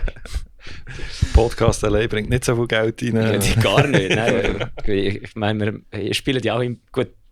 Breakdown of Sanity hat wahrscheinlich mal ein bisschen Geld reingebracht, bringt wahrscheinlich immer noch ein bisschen Geld rein. Aber das andere Zeug da, Bringt kein Geld. Nein, wirklich nicht. Letzte Woche ist irgendjemand gekommen und hat, wo wir mit Taoist gespielt haben, For Conjurer, und der hat dann das Gefühl gehabt, so, der hat dann irgendwie mega nervös mit uns angefangen, so voll gehypt mit uns reden, über so, mich als Gitarrist als seinen grossen Held angestellt, und ich nur so, ich glaube, du hast da etwas extrem falsch verstanden. Und dann hat er so gefragt, ja, eben, wie viel Geld das mir dann... Das ist der Junge, gell? Ja, der Junge. Also er hat, glaube ich, einfach das Gefühl gehabt, Taoist sage mit Conjurer auf Tour, irgendwie so etwas. Das Gefühl, da mal so eine grosse Schweizer Band, ich nur so... Wait, watch now, was? Wir sind alle schon mal ein 16-Jähriger gewesen. Ja, aber es war so geil gewesen. Und dann so, ja, darf ich fragen, wie könnt ihr von dem leben und so? Und so, nö, nein, nicht mal vielleicht. Und dann kennst du die Umstände. Aber das ist ein bisschen so. Ich mit 16 bei Johannes Konzert irgendwann wirklich zwischen Feldern zu irgendeinem Arsch vor der Welt. Und hat dort eine Metalcore-Band gespielt, die ich auch schauen. Machine Made God. Und dann bin ich auch am Merchstand und gefragt, was macht ihr hier? Wie kommt ihr? Ja, wir sind einfach angefragt worden. Die ganze, halt einfach so, wie es läuft. Aber dann habe ich mir gedacht, die sind doch viel zu gross für da zwischen den Hanffeldern da irgendwie Sets spielen. Am Ball, weißt du, ohne Bühne, irgendein kleines abgefucktes Zelt. Aber ja, so läuft es halt. Ja. Ja, fair. Ja, es ist aber grosse Bands verdienen kein Geld mittlerweile. Ja, es ist insane. Also, wo ich herausgefunden habe, dass, glaube Scar Symmetry auch noch Dayjobs haben und so. So ist Scar Oder Symmetry Heaven Shall Burn ist auch nur eine Hobbyband. Fair, ja, genau. Voll. Dass du das mal überlegst. Ja. Letztens habe ich auch einen Podcast mit Sänger von Aborted geschaut. Und der schafft auch immer noch UI, UX Design, macht einfach amigs auf Tour und so.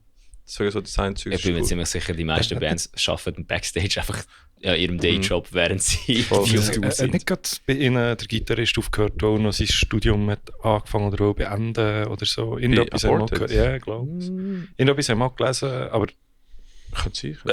Also bei Dings, wie heisst es? Get a Shot.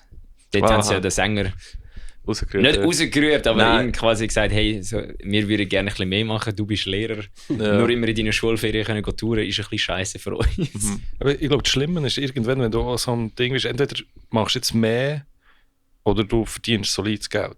Mhm. So, Ja. das, wo das andere kannst du nicht garantieren. Ja, voll. Das ist der Breakpoint. Aber heutzutage gibt es viele, die so halb-halb machen. Je nachdem, ob deine Karriere das zulässt, oder? So, wenn du kannst so Freelance-Zeugs machen. Ja, dann eh. Ich weiss so Tontechniker, Videografen, Fotografen, wo nachher einfach teilweise, während sie touren, tun sie noch, gerade ich glaube, es hat mal, wo wir noch im Pericon gespielt haben, hat noch eine tschechische Band gegeben. Und die sind alle, glaube ich, so Graphic Designers und machen so einfach immer on Tour sind am Arbeiten. Graphic Design.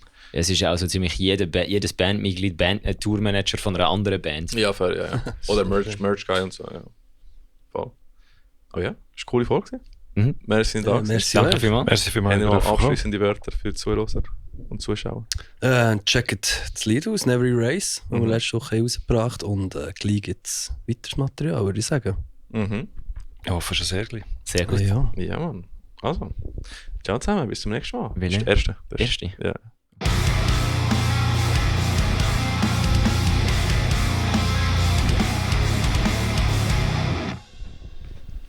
So, was sagt jetzt noch das obligatorische Dumme nach dem Outro? Gell, sag Du mal, drei. sag mal einen lustigen Spruch. Nein. Kuss auf der Nuss. Tschüssikowski. Das.